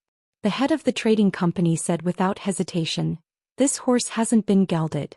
Its temperament is volatile and it's not easy to tame. Do you want to change to another one?" The manager of the treasure house shook his head and said, "I like the color white. It's the only one here that's white and it's so beautiful. I'll choose it." "Oh, as long as you like it." The manager of the treasure house left with the big white horse. The money was directly deducted from the smuggled colored glass of the heavenly palace. At the end of September, the sky rained. The dry land in the north finally had rain to moisten it. On the day it rained, Dian Yen, the rough man, rushed to the government office with a face full of ecstasy to report the good news. My lord, it's raining. It's finally raining." Jiang Pingji raised her eyelids and put down the brush and ink in her hand. She got up and picked up the cloak beside her to put it on. "It's raining. Why are you so surprised?" Even so, Jiang Pingji's words still carried a faint smile. In this era, the heavens depended on what people ate. In the past, artificial rain could still be made, but now it couldn't. The autumn harvest was getting closer and closer, but the weather showed no signs of improving. The dug canals were gradually drying up. The people's hearts were wavering. Jiang Pingji was worried about how to appease the people, but she didn't expect the heavens to give her face. It started to rain without warning. At first it was drizzling. Then it became raindrops the size of beans falling with a pitter-patter. The people of Fengyi County were ecstatic. Every household took out their pots and pans to collect the water. The farmers who were worried about their fields were overjoyed. They shouted and rushed into the rain, laughing loudly. Chapter 566. The precious rain lasted for 2 days and 2 nights. It was not until the morning of the 3rd day that the rain gradually subsided. When the golden morning light pierced through the misty morning mist, the air was suffused with the fragrance of water vapor and soil. Seeing this, Jiang Pingji gradually felt relieved. Just in case, she brought Zhang Ping and the craftsmen of the carpentry workshop to inspect the canals and reservoirs. Only after making sure that the water was flowing smoothly did she feel slightly relieved. If there was a flood after the drought, it would be impossible to live on. The dried-up mountain stream had the sound of flowing water again. The leaves that had withered for a whole summer stretched their limbs and gradually regained their vitality. The rain has stopped. The pond in the courtyard was filled with clean and clear water again. Under Taksha's instructions, the maidservant released a few goldfish that were kept in the water tank and added some water plants. The maidservant, who had a slender waist and a delicate appearance, also had a joyful expression on her face. She looked innocent. After the rain, the weather gradually cooled down. The air also faded away from the previous stuffiness and heat. Taking a deep breath, the spleen and lungs also became a little more moist. Jiang Pingji changed into the new autumn clothes made by the maidservant. The material was slightly thicker than the fabric worn in the summer. Due to the influence of the integration of force, the genes of this body had been improved. At the age of 17, she was already taller than some adult men. If converted to the unit of length that the audience in the streaming room was used to, she was about 1.75 meters. Looking at this growth, it was estimated that she could grow a few more centimeters. In terms of the average height of men and women in this era, her height was quite rare. Langjin, you're awake. Taksha was the first to notice her gaze. She smiled and bowed to greet her. The other maidservants bowed one after another. A beautiful young girl and a gentleman in the streaming room were cheering. Jiang Pingji's mood also became a lot better. Yes. She nodded and said, I'm going to the government office. Rainwater hung on the branches and dripped down. Feng Jin, who had been worried about the drought, was also refreshed at this moment.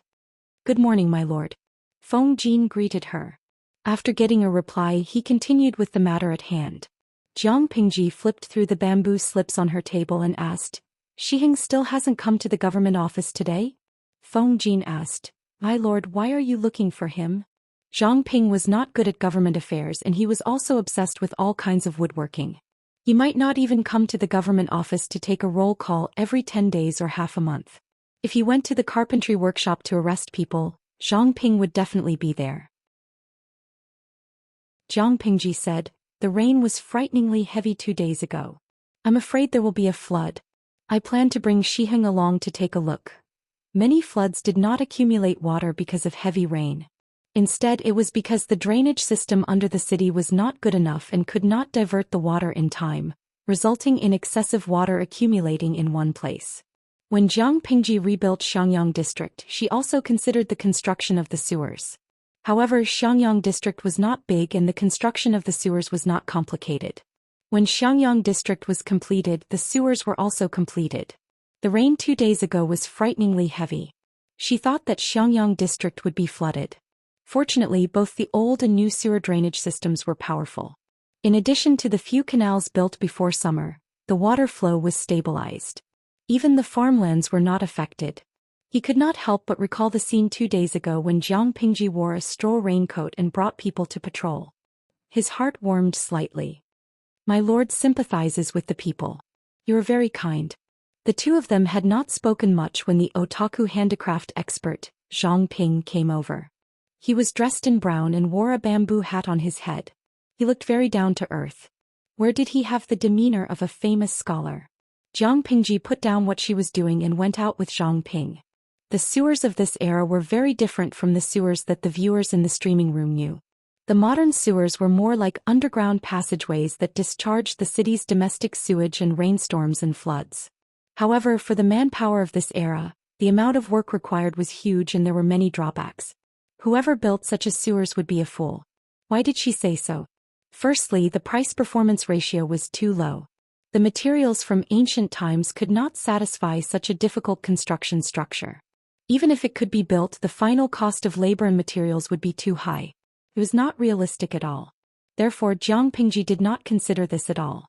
Secondly, the form of war in this era also determined that the sewers were not realistic. If the enemy sneaked into the city through the sewers and caught the defending general unprepared, who would be to blame then? This was no longer a trap.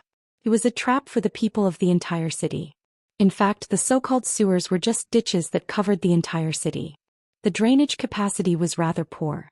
During the rainy season, water would often accumulate. If it was even worse, it would be a torrential flood that would drown the entire city. After Jiang Pingji set up the brick kiln, she specially ordered the craftsmen to bake hollow pipes with a thick diameter. Every hollow pipe in the shape of a long tube could be inlaid with each other. The inspiration came from the mortise and tenon of house beams. Then she ordered people to dig ditches in the main streets of Xiangyang district. Finally, the fired hollow pipes were buried in them. They were connected in series and connected to the drainage outlet. Such drainage pipes could be found all over Xiangyang district. If there was such a heavy rain in the past, Xiangyang district would have been knee-deep in the water. It was very different today. The roads were still fine. The two of them found a tea house and sat down. Jiang Pingji thought of the urgent letter she received yesterday. She couldn't help but laugh. I've already asked the other 3 districts to gather local materials and bake these hollow pipes. When it's really completed, the people of the 3 districts won't have to worry about their houses being flooded when they sleep. Apart from Xiangyang district, Jiaoping district, Maolin district and Qingan district were all drenched by the heavy rain. The water was knee-deep. Fortunately, the rain didn't last for too long. It would subside in another half a day. Zhang Ping said, "My lord, you've thought it through. It's better not to delay this matter. This summer it hasn't rained at all. Now there's only a rainstorm. This is already very good. If it was in previous years when the rain was abundant, I'm afraid Fengyi County would be flooded and the fields would suffer." Ever since he started working for Jiang Pingji, Zhang Ping never had a day to rest. However, he enjoyed it. He never thought that the Mahist craftsman's tricks could play such a big role. If they could specialize in this area and let the Mahist techniques permeate every aspect of the people's lives, their final status would not be any lower than that of the Confucians. In order to get through the rainy season next year, the drainage system must be done well. The drainage pipes weren't for war, but they were related to the people's quality of life. Naturally, Jiang Pingji attached great importance to them. The two of them talked in low voices. The people in the tea house also subconsciously kept their voices down. They didn't dare to disturb them. Because Jiang Pingji often appeared on the streets and alleys, she didn't put on the airs of a district magistrate.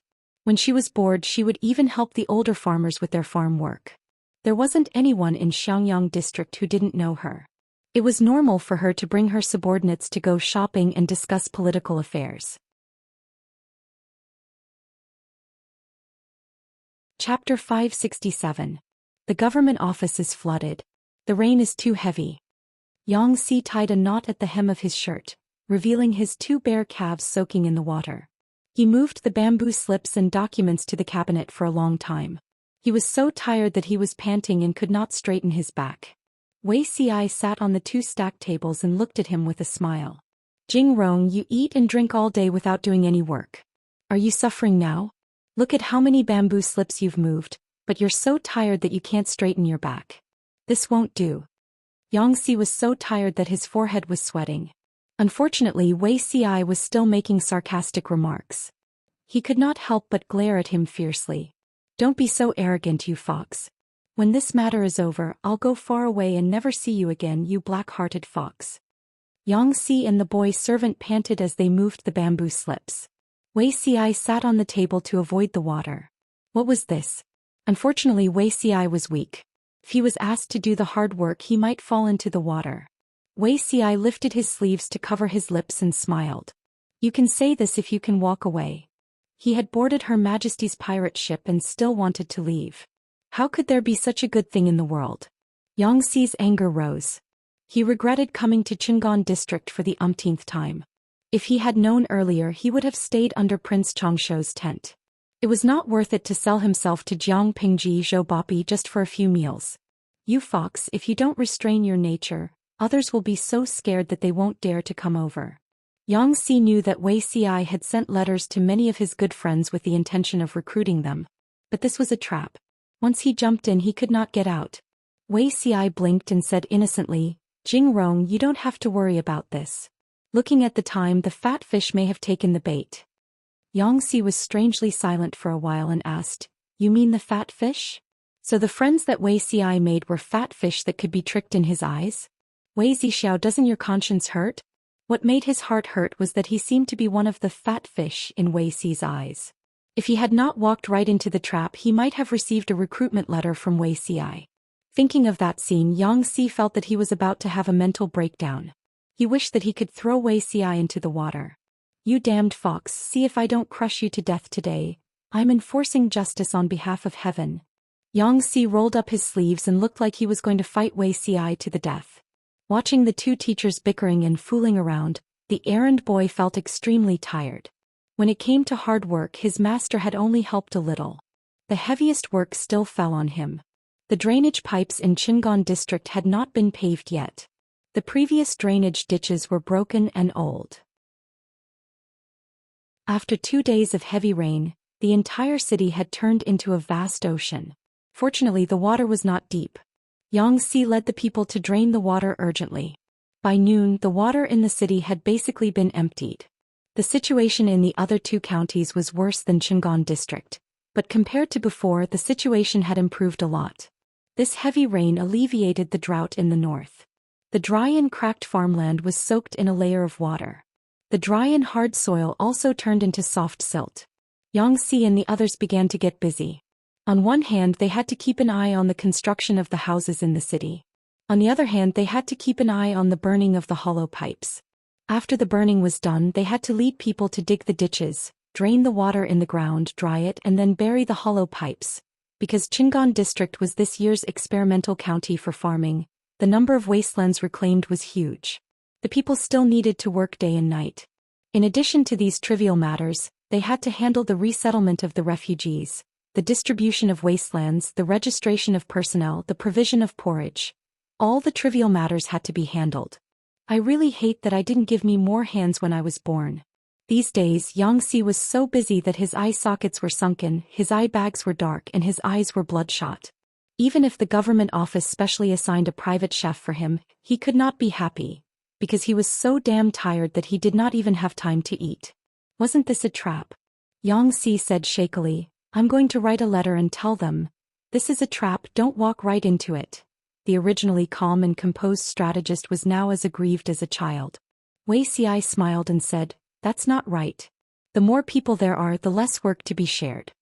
If no one came, wouldn't he be the one who would be tired? Xianxia looked like he had nothing to live for. The thing I regret the most in this life is getting to know you. If there's a next life, remember to stay far away. Wuxia smiled faintly and said mischievously, it's useless for me to stay far away. The main point is to avoid the Lord. Thinking about his previous life, in order not to be a burden to Xianxia, the two of them had little contact in private. Did that mean that Xianxia did less work? He was still so tired that he wanted to go on strike every day. Her Majesty was too ambitious and had too many things to do. She looked like she could not wait to finish the things that would take thousands of years in a few decades. Her Majesty was busy day and night. Which of the officials under her did not keep up with her bitterly? If they wanted to be free in their next life, they had to first open their eyes wide to see clearly where Her Majesty was and avoid her. Only then could they be free. Xianxia was so choked that he could not breathe. After a while he muttered, who do you think that fat fish is? Do I know him? Everyone's circle of friends was different. Wuxia's friends might not be Xianxia's friends. Wuxia said, you may have heard of this person. His name is Feng Zhen. His courtesy name is Zhi. He is from Zhangzhou's Anshan County. Zhangzhou's Anshan County? Wasn't that Prince Changshuo's fief? According to Prince Changshuo's previous role as a virtuous king, there was no reason for him to let a talent slip away from his hands. Zhangzhou's Anshan County. That place is very far from here. It takes at least half a year for your letters to come and go. How did you get a reply so quickly? Xianxia frowned. I have heard of this Feng Zhi. His character is not very good. The key was that this Feng Zhen also seemed to be a sickly person. Unlike Wei Xi's weak body that was acquired, Feng Zhen's weak body was brought out from his mother's womb. Two sickly people gathered together. Were they trying to kill him, Xianxia? Wei Xi said, Zhi is a carefree person. He always likes to say, happiness should be enjoyed in time, how can it be delayed? His body is not good and he was born weak. It's not bad to have such a carefree personality. It's much better than being depressed in his heart and being young. Xianxia raised his eyebrows. It seemed like Wei Xi was also a person who liked to be stubborn and depressed all day long. Did he have the cheek to say this? Hearing you say this, I'm a little interested. Wei Xi was silent for a while and looked at Xianxia with pity. This kind of interest was not good. If not for Feng Zhen's ability, Wei Xi would not have been able to write letters to his friends in Zhongzhou. He really did not want to recruit Feng Zhen. Her Majesty was hard enough to serve. Now that there was Feng Zhen, his days would really be chaotic. To put it nicely, Feng Zhen's temperament was carefree. To put it bluntly, he was unrestrained. The Feng Zhen that Wei Xi knew in his past life could be described with one word: unrestrained. Because doctors always said that Feng Zhen's body was weak and that he would not live long, Feng Zhen felt that life was short and that he had to enjoy himself. So this person courted death in all kinds of ways. He ate hanshi powder like it was rice. He slept with women every night and drank until he was unconscious. He was proficient in eating, drinking, whoring, and gambling. He thought about how to court death all day long and how to court death. He greatly damaged the atmosphere of the group under Her Majesty. What was the result? In his past life, Wei Xi had knelt down and Feng Zhen was still alive and kicking. Chapter 568. My lord, Ping feels a little strange. Jiang Pingji smiled as she took a pair of chopsticks and asked him, what's strange? She brought Zhang Ping to inspect all the drainage points in Xiangyang district and found that the drainage pipes were operating normally. Coincidentally, the scorching sun was high above their heads and their stomachs were empty. Jiang Pingji and Zhang Ping found a table in a restaurant and planned to order a few dishes to make up for a meal. Coincidentally, the restaurant was opened by the government and was named Greeting Guests House. He looked around. The restaurant's decoration was simple and elegant. The environment was quiet and secluded. It was indeed a good place to eat. Yes, Wei Xi did a good job in this area. Not long after they sat down, the curtain of the small room was lifted and a waiter with a broken palm came in. The waiter looked at Jiang Pingji and Zhang Ping in astonishment. He was stunned for a while before he knelt down heavily. Your humble servant greets you, my lord. The restaurant was opened by the government. The employees were either injured retired soldiers or the families of soldiers who died in battle. The waiter in front of them was a soldier who retired due to disability. He found a position as a waiter in the restaurant. Although he was a waiter, he was a veteran who had been to the battlefield. He could also be a hired thug. His monthly salary was enough to support a family of 3. Until now, the veteran still insisted on the habit of daily morning training. Although he was disabled, he was in good spirits. Jiang Pingji said, get up. Shiheng and I are just here for a meal. Don't be so formal. The waiter got up obediently, but he was still somewhat restrained. Jiang Pingji took a roll of bamboo slips. It was the menu of the restaurant. The ideas provided by the viewers in the streaming room were written on each bamboo slip. They were categorized and looked very novel. Jiang Pingji looked at the names of the dishes and ordered 3 vegetarian dishes and 2 meat dishes. She then passed the menu to Zhang Ping. She took the opportunity to ask some questions. Basically, she asked about the veteran's life after he was disabled and retired. The veteran slowly let go of his courage and was not so restrained. She asked a question and the veteran answered it honestly. Your humble servant's life is not bad, my lord. A few months ago, Iceman made a matchmaker and married a wife. She is now 3 months pregnant. The work in the restaurant is not heavy. I come to clean at dawn every day and prepare to open the restaurant. I close at dusk. I get 2 salaries every month. My family eats, wears and has a lot of money left every month. My wife is also hardworking. He knits a sweater at home. Jiang Pingji asked in detail, and the veteran had a lot to say. His face was flushed with excitement and there was no hint of gloom. Zhang Ping silently looked through the menu 17 to 18 times, buying time for his lord. Hard Cuban. Work starts at 5 o'clock in the morning and closes at 9 o'clock in the evening. Forget it, that means work starts at 5 o'clock in the morning and closes at 9 o'clock at night? Would it be too tiring? Now that he had lost his left hand, would it be inconvenient for him to live? If this was the modern era, he might still be able to reattach his hand. But in ancient times, he would be crippled for life. Strive for next month. Listen carefully to their conversation. This veteran can receive 3 years of disability compensation. That's quite a lot. He's working as a waiter and a bodyguard, earning 2 people's wages. His life should be pretty good, right? After watching the live stream for a long time, the audience more or less understood Jiang Pingji's situation. The veteran's life was not bad. Midnight Zhou Xian. By the way, why do they have to give the disability allowance for 3 years? Can't they just give it all at once? Xianxia. According to my analysis, there are probably 2 reasons. If they give it all at once, the burden on the streamer will be huge. After all, it's not a single soldier's death or injury. Secondly, if they don't restrain themselves and spend it all, what will they do in the future? I think the 3-year allowance is to give the veteran some buffer time. In 3 years, if they are patient, they can learn a trade to make a living. When the time comes, they can still support themselves without the allowance. Although the audience in the live stream did not all guess correctly, it was not far from Jiang Pingji's intention. The veteran was hardworking and the wife he married was also capable. There was still hope for the family's life. Jiang Pingji nodded and Zhang Ping tactfully handed the menu back to the veteran. After the veteran left, Zhang Ping said, "Business at the guest house is not bad. The food in the restaurant was delicious and it was always full of guests at meal times. Even though the price was 4 to 5 times more expensive than ordinary restaurants, there were still people who came to support them. Of course, the people did not have the money to eat there often, but they could afford to eat there occasionally." Jiang Pingji said, "When the business of the restaurant stabilizes, I plan to let the chef teach the recipes of ordinary dishes to other restaurants in the county." Zhang Ping was stunned and did not react for a moment. Why did the Lord suddenly say this? Jiang Pingji said, "The officials don't compete with the people and the people can't afford to compete. The business of the guest house is good enough.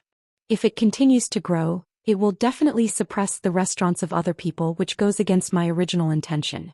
Let the chef publicize the recipes of ordinary dishes, and the people can also eat cheap and delicious food. The guest house will continue to take the more expensive route, and the two will not interfere with each other." Jiang Pingji thought for a long time about the name of the restaurant. In the end, she accepted the audience's suggestion and named it Guest House. To put it bluntly, it was a problem of the customer base. The restaurant of the common people served the common people and a meal did not cost much. The dishes made by the guest house were more expensive, and they served customers with financial ability. They took the middle and high-end route and tried to separate the customer base of the two. Jiang Pingji was not short of money. She could afford to subsidize the disabled soldiers, but there was no need to steal the business of the common people. Zhang Ping understood and could not help but feel emotional. When she was unreliable, his lord was really unreliable. But when the lord was reliable, a wise ruler was nothing more than that. How many high-ranking people took the people's money in an unsightly manner? Only his lord could see it clearly and she did it flawlessly.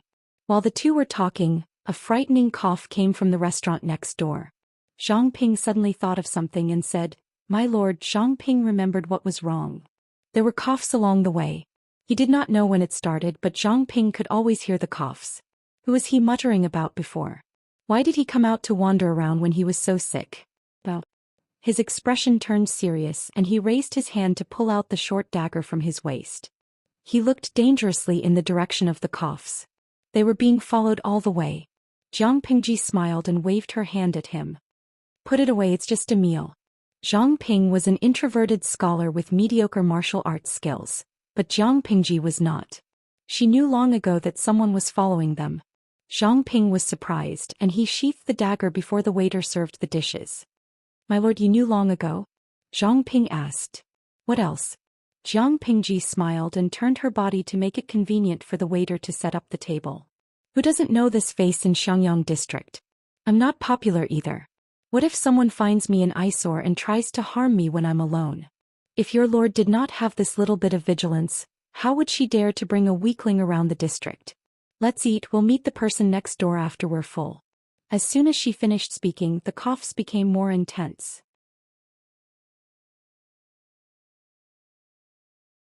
Chapter 569.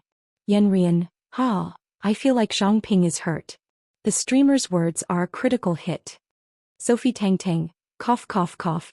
Although I also want to laugh, I don't think Zhang Ping understands what Zhang Ping means, does he?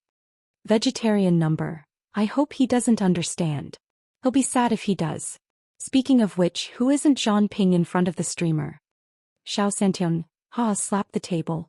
My friend above, your words are too hurtful. Zhang Ping smiled sheepishly. His martial arts skills were indeed lacking. He had no problem dealing with ordinary people, but if he encountered a ruthless character who was difficult to deal with, a salted fish like him could only lie on the ground and cheer for his lord. He could only sit and watch as his lord fought them all. My lord, why is he following us? Zhang Ping did not discover the whereabouts of that person. Apart from being too focused on his work, another reason was that he could not sense the person's malice. Jiang Pingji said, I don't know either, but he is indeed an interesting person. Zhang Ping was surprised. Seeing that his lord had some interest on her face, he was a little more curious about the guest he had never met before. The other party coughed for a long time and finally calmed down. However, Jiang Pingji knew that the person was still next door and was leisurely enjoying his lunch. Her appetite was much larger than that of a normal man. She ate several times more food every meal. Zhang Ping was very surprised every time. His lord didn't look sturdy, so where exactly did she put all the food? After eating and drinking to their heart's content, the conversation between the waiter and the strange man could be heard from outside the dining room. Jiang Pingji said, "Let him in." After a while, the curtain of the dining room was lifted and a man wearing old gray clothes walked in. The man was about 27 or 28 years old. His figure was thin and the loose, old-fashioned clothes he wore made him look even thinner. There was not much flesh on his cheeks. His chin was slightly sharp. His thin lips were abnormally light green and his face was paler than normal people. If it was not for his clear features and temperament, he might have been mistaken for an old hooligan who was addicted to wine and women. When the person appeared, the audience in the streaming room became lively. Hard Cuban, this person's image is really good. He gives off the feeling of a sick and weak wastrel. A decadent beauty. Dongfang Yaoya, host, are you trying to summon a dragon with all kinds of handsome men? The elegant man, his wife Wei Zixiao, the gentle and dignified Feng Huayu, the adorable Li Hanmei, the foodie Yang Jingrong, the virtuous and naggy Su Xiaoyu, the mature and gloomy Qiguan Wenjing. Now there was an unknown, sickly, dissolute and good-looking young man. This livestream room was so good-looking. Tang Xiaoyao is also me. There's nothing wrong with these descriptions. But what the hell is Yang Jingrong, a foodie and stupid person? Be careful of Yang Si looking for you to have a heart-to-heart talk in the middle of the night. Yang Si's description to Beauty Wei Ci was clearly overthinking, sinister and good at using poisonous tricks. Zhou Xian Taishuang. If Prince Charming Yang Si really wants to settle accounts in the middle of the night, remember to inform him to come to my bed. The bed is already warmed. Jiang Pingji glanced at the newcomer. He didn't stand on ceremony at all. He shamelessly found a seat near Jiang Pingji and sat down. She suddenly said, if you don't want to die young with no one to take care of the orphans, it's better to stop using hanshi powder. That person looked at Jiang Pingji. Zhang Ping also looked at the unfamiliar man in astonishment. You've been consuming hanshi powder for at least 4 years. If this continues, you'll have to report to the King of Hell. Recently you've been consuming hanshi powder. The interval between each use is getting shorter and shorter. If you don't make up your mind to quit, you can even consider which tomb to be buried in after you die. Have you experienced the feeling of your addiction acting up? If it acts up and you can't buy hanshi powder, do you think you have the willpower not to beg others? She asked with a natural expression. I can see that you're quite an arrogant person. You probably don't want others to see you at your most pathetic state. The young man originally had a disdainful smile on his face. The more he listened, the worse his expression became. His dark eyes carried a stern look. Zhang Ping was dumbfounded as he listened. Jiang Pingji said to herself, "Forget it, I think you're not suitable." The young man was astonished. He didn't say anything. The indignation and anger in his heart rose again. "What do you mean by this?" Jiang Pingji said bluntly, "Although you didn't say anything when you came in, I already knew everything. You observed me and Shiheng along the way. Did you really think I didn't notice? I think you're probably a talent that Zixiao wrote a letter to recruit. You're observing me to see if I'm suitable. However, a wise man can choose his master. Conversely, a master can also choose a wise man. When you came in, I already felt you're not suitable." Zhang Ping was astonished. He really wanted to step forward and cover his lord's mouth. If the young man was really recommended by Wuxia, he must be a great talent. His lord couldn't court disaster like this. The young man saw Zhang Ping's conflicted expression. His mood became slightly better, but he continued to speak harshly. Such a foolish person is the wise lord that Wei Zixiao thinks highly of? He was ridiculed without understanding him. It made him extremely unhappy. The world is full of talents. There's no shortage of troublemakers. With this body of yours, how many years can you serve me? Jiang Pingji returned with the same harsh sarcasm. Think about it carefully. Between the 2 times you consumed the powder, how long can your mind be clear? A clear mind is an essential requirement for a strategist. The young man was addicted to the powder. Jiang Pingji really didn't dare to use it casually. Talents are talents, but not all talents can be used. The young man was silent for a moment. He carefully recalled Jiang Pingji's previous words. Only then did he realize that she wasn't speaking without thinking. "Zixiao told you?" He had been consuming Xianxia powder for some years, but his social circle was very small. It was impossible for Lu Shi to know unless Wei Ci was a busybody. Jiang Pingji replied honestly, "No, Zixiao didn't say anything. He didn't even tell me who he wrote the letter to." The young man was interested and deliberately made things difficult for her. "I think I have the ability to rule over the world. You chased me away just like that. Aren't you afraid that I'll bear a grudge? Although Fengyi County is one of the few fertile lands in the north, the terrain isn't good. It's easy to attack and hard to defend. If I'm determined to take revenge, it's not like I don't have the ability." Jiang Pingji didn't even lift her eyelids. She mocked back, "Continue to consume the powder. If your body can live to that age, consider it my loss." The corner of the young man's mouth twitched. He almost couldn't hold it in. There's actually someone who has a worse mouth than me in this world. Zhang Ping was afraid that the young man would leave in a huff. However, the young man didn't leave angrily. He even mocked his lord. Every word was harsh. There was a sense of déjà vu that they were evenly matched. The talents of this generation. He really couldn't understand them. The audience in the streaming room couldn't understand them either. The previous Xianxia and the current Fengzhen, were they all masochists? If they were strategists, they would have slammed the table and left long ago when they met the streamer who had a bad mouth and a bad temper. The young man's surname was Feng and his given name was Zhen. He was from Zhangzhou's Anshan County.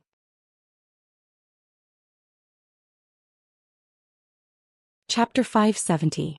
Jiang Pingji said, "Think back to the feeling of Xianxia powder acting up. Can you touch your conscience and tell me there's no harm?" Feng Zhen's face froze. Just like what Jiang Pingji said before, it's been almost 4.5 years since the first time he consumed Xianxia powder. In the beginning, he only consumed it once every 1 or 2 months, occasionally to liven up his mood. In recent years, he consumed it once every half a month until now once every 7 to 8 days. Every time he consumed it, his mind would become more cheerful, his physical strength would become stronger, his entire body would feel light and his mind would feel extremely comfortable. Once the addiction of the powder hits him, if he didn't consume Xianxia powder in time, his bones would feel like they were being bitten by thousands of insects and ants. It would be unbearable. However, he still had some integrity. His dependence on Xianxia powder wasn't very serious. If it was someone else who consumed Xianxia powder intermittently for 4.5 years, he would probably have lost his mind, indulging in sensual pleasures, headaches and suffocation, restlessness and madness every day. However, based on his current situation, if he continued to consume Xianxia powder, The intervals between consumption would get shorter and shorter, his life would be in danger. Jiang Pingji shook her head and said, "You've also noticed from the time you started consuming Xianxia powder till now, the intervals between consumption are getting shorter and shorter. If you don't consume it on time, your bones will feel like they are being bitten by thousands of insects and ants. That excruciating pain, can you endure it?" This was a vicious cycle. If he didn't quit Xianxia powder, his dependence on Xianxia powder would get stronger and stronger, the intervals between consumption would get shorter, the amount of time his mind could stay awake would decrease. After the cycle of nausea, it would be a dead end. Feng Zhen couldn't refute. However, to quit Xianxia powder he had to endure the process of the addiction acting up. It was easier said than done. Feng Zhen had the same thinking as many gentry. His family was rich and didn't lack Xianxia powder. If the addiction acted up he could just consume it, why torture himself? He thought of the pain when the addiction acted up. He shook his head like a rattle drum. No way, the addiction would make one want to die. Why bother to quit? Happiness should come in time, why wait for it? Life is only 30 to 50 years, life is short, it's enough to enjoy, why torture yourself? When the audience in the streaming room heard their conversation, they then clearly realized that the weak and dissolute guy in front of them was an addict. Tian Shu Shiji. This guy is amazing, he's still alive after consuming Xianxia powder for more than 4 years, he's really lucky. Jiao. AI, isn't it good to be alive? Why don't you want to live? Mother's Day the day after tomorrow. I'm scratching the wall. Why do I feel that what this young man said makes sense? Oh no, my 3 views have been turned upside down. Although Xianxia powder wasn't a drug, but if one took too much of it they would become addicted and their entire life would be ruined. Don't forget, to the previous commenter who is making a fuss over nothing, I'm sure you haven't been following the streamer's live stream for a long time. The Xianxia powder has appeared a long time ago. It seems to be somewhat similar to the Wei and Jin dynasties in China. The aristocratic families were very fond of this thing. Did they really not know that Xianxia powder was harmful? Not necessarily. Just like what Feng Zhen had thought, many people knew that once one got addicted to Xianxia powder, it would be extremely painful to quit. But it wasn't as if they couldn't afford to buy Xianxia powder. When they felt uncomfortable they could just take the powder. Why torment themselves and endure the pain of quitting the powder?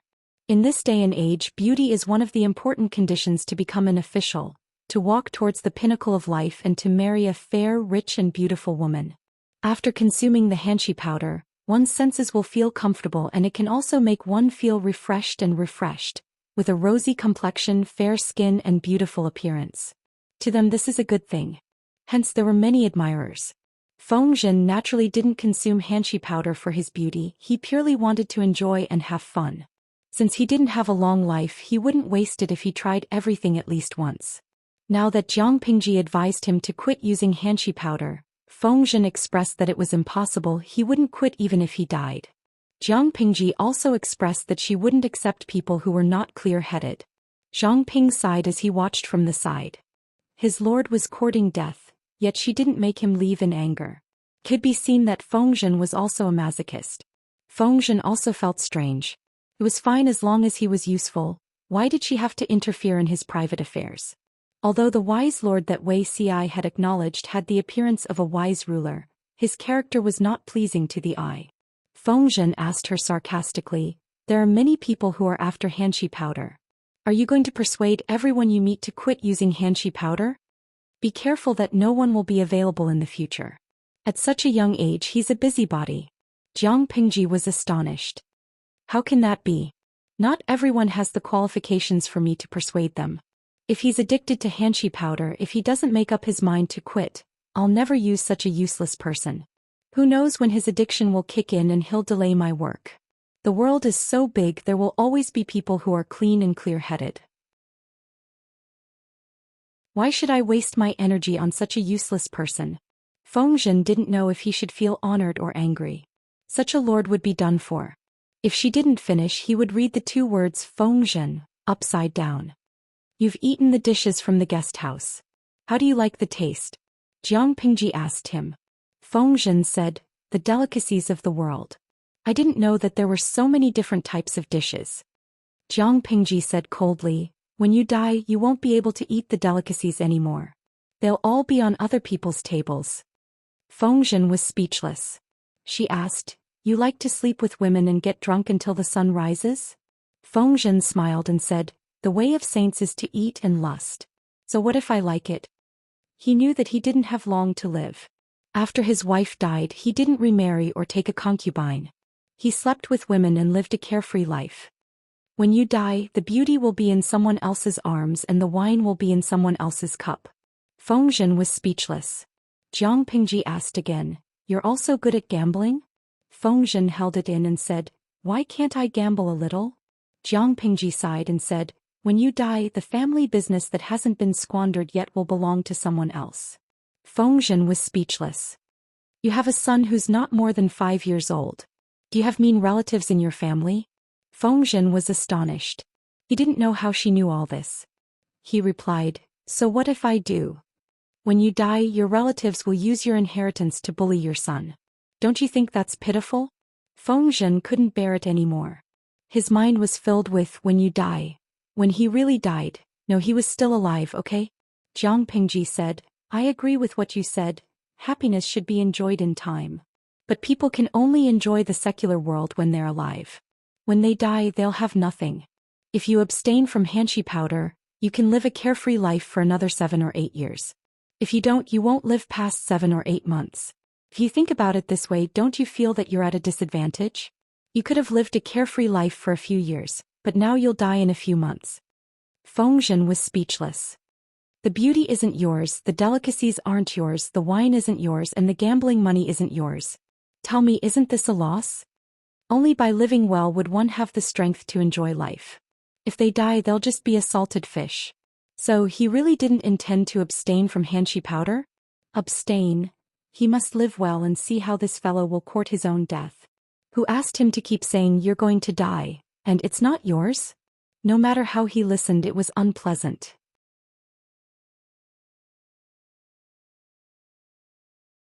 Chapter 571. A letter from your lord? What's written inside? Xianxia couldn't help but stretch his neck to look at the letter in Wei Xi's hands. He didn't know what was written inside for this person to be so happy. Could it be? He raised his eyebrows. A feeling of gossiping arose in his heart. When he fixed his eyes on the letter, he was instantly disappointed. Isn't it just that Fengzhen is willing to stay? Why, what amazing talent does this person have to make you so happy? Wei Xi kept the smile on his face and said seriously, I am not happy because of Zisher's pledge of allegiance. Xianxia was surprised and asked, oh? Then why? Wei Xi said, Zisher is usually unrestrained. Almost no one can persuade him to restrain himself. But he promised my lord to give up hanshi powder. True love, this is... Xiaxi's eyes flashed with surprise. He was no stranger to hanshi powder. He heard that if one takes too much of it, they will never be able to live without it. If there is any mistake in the process of taking the powder, it could lead to death. Even so, there are still people who regard it as the standard because the process of giving up hanshi powder is too painful. Too many people can't take it and choose to continue using hanshi powder to numb themselves.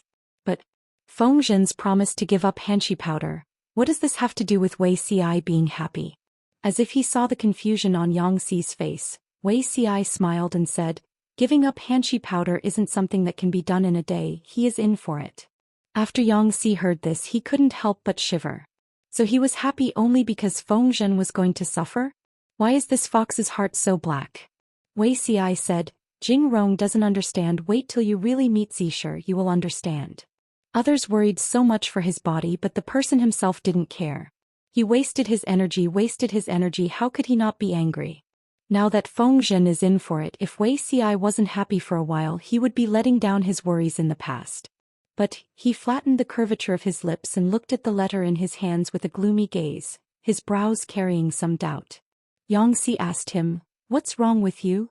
Wei Xi replied calmly, I just didn't expect Zisher to take the powder for 4 years. Xianxia thought it was something serious and said, you've taken the powder for 4 years, yet you still have the energy to seek death. You don't know how to take care of yourself. You're indeed a tough guy. Wei Xi shook his head secretly. That was not what he meant, but he could not explain it clearly to Xianxia. In his past life, he lived in seclusion in Zhongzhao's Bianzhou and maintained correspondence with Fengzhen. He remembered that when Fengzhen first came into contact with hanshi powder, he was already over 30 years old. How old is he now? He had actually been consuming the Xianxia powder for 4.5 years and he was already addicted to it. It was really puzzling. Speaking of which, he seemed to have overlooked something. A thought flashed across Wei Si's mind and he came to his senses in an instant. Xianxia powder. This thing was indeed popular among the gentry clans, but at that time the 9 states and 5 countries were already in a dispirited and hopeless state.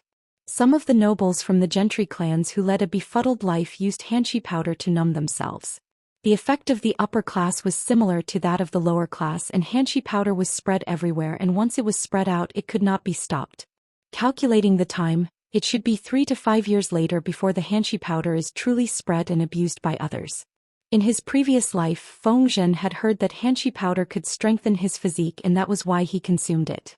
The him now was merely seeking death for the sake of enjoyment. Before that, Xianxia powder was only popular among the gentry clans within a small circle. It had never been so widespread. But now, recalling the assessment a few years ago, the scholar who participated in the assessment took off his clothes and molested him in public. Wei Si's face turned pale. Uncontrollably, Master Chen's words surfaced in his mind. Xianxia powders spread many years ago might have something to do with the evildoer who stole the fate of Dongqing. After consuming Xianxia powder for 4 years, the addiction has already formed. To completely kick the habit, one would have to suffer a lot. In his previous life, Feng Zhen had only consumed Xianxia powder for 1 to 2 years. Afterwards, Jiang Pingji forced him to quit. According to Feng Zhen's own recollection, the process of quitting was extremely painful. It caused him to develop a conditional fear towards the 3 words Xianxia powder. In this life he had consumed Xianxia powder for 4 years. Wouldn't the pain of quitting be multiplied? Yang Si said sarcastically, "You can gloat that Feng Zhen is really unlucky to know you." The addiction of Xianxia powder was not as strong as drugs. The probability of completely quitting was also high, but the withdrawal reaction was not something a normal person could endure. The strong desire in the mind, the pain in the body, under the double pressure, only by relying on willpower could one get through it. Runny nose and tears, muscle cramps, stomach cramps, headache and nausea. Feng Zhen had tried to quit but the feeling was too painful. He endured it for a while and gave up, choosing to bow down to the Xianxia powder master. Now, how could Jiang Pingji allow him to give up? Feng Zhen did not know what Jiang Pingji did to him. When the addiction of Xianxia powder hit him, other than his pair of eyes that could move and his brain that could think, his entire body felt weak and powerless. He could not speak when he opened his mouth, but his consciousness remained clear and he could feel the movement in his body. The addiction flared up from noon to dusk. His sweat had already soaked his clothes several times. Feeling the pain in his body gradually recede, Feng Zhen panted heavily, as if he had crawled back from the 18th level of hell. "How do you feel?" Jiang Pingji entered from outside the house. Behind her was a guard who carried a clean set of clothes. Feng Zhen laid on the ground, slowly regaining control of his body, but his limbs were still weak, even sitting up was difficult. "I don't want to talk to you." Feng Zhen's face was full of sweat. He drowsily closed his eyes. He could not bear to recall the pain from before. He could not bear to recall himself being controlled by the addiction. When the addiction flared up, he thought of hundreds of ways to kill Jiang Pingji. He wished he could drink her blood, eat her flesh. He was even more crazy and cruel than a wild beast. How could he still have an ounce of rationality? "I got someone to prepare some light detoxifying food for you. Eat some after you wash up." In the next month, the addiction flares up more frequently and the duration is longer. If you don't have enough stamina and energy, I'm afraid you won't be able to withstand it. Jiang Pingji said, "You should also be thankful that you were rather disciplined when using Xianxia powder. You did not abuse it recklessly." Feng Zhen had used Xianxia powder for more than 4 years, but the amount every time was small and the interval was longer. It was only in the last year that it became more frequent. The dosage also increased. If not, he would have died a long time ago. He could not be more dead. Jiang Pingji's mental brain was strong. She could secretly help him to stay awake, and it was safer for him to pass the withdrawal period. After Feng Zhen heard this, he could not help but tremble. It was so painful once and there would be more flare-ups in the next month. How could he withstand it? "Can I regret it?" He did not want to quit. "No, you can endure it for a while. The future will be bright." Jiang Pingji looked at Feng Zhen, who was lying on the ground like a salted fish. She smiled and said, "I brewed some wine recently. It's much stronger than the wine you usually drink. When you control your addiction, I'll treat you to 2 cups. Wine.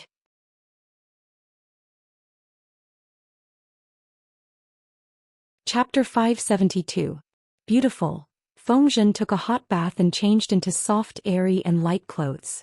As he had been taking the Xianxia powder all year round, his skin was very delicate.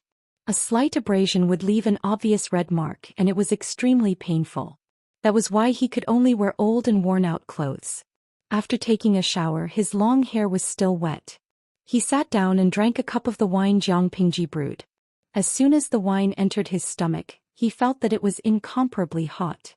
The warmth spread to his limbs and bones, and the tipsy feeling rushed straight to his brain. There's actually such a strong wine in this world. Beautiful. At first he was not used to it, but after a while the aftertaste was endless. The tipsy feeling made his whole body feel light. Awesome. It felt even better than Xianxia powder. The corners of Jiang Pingji's eyes twitched.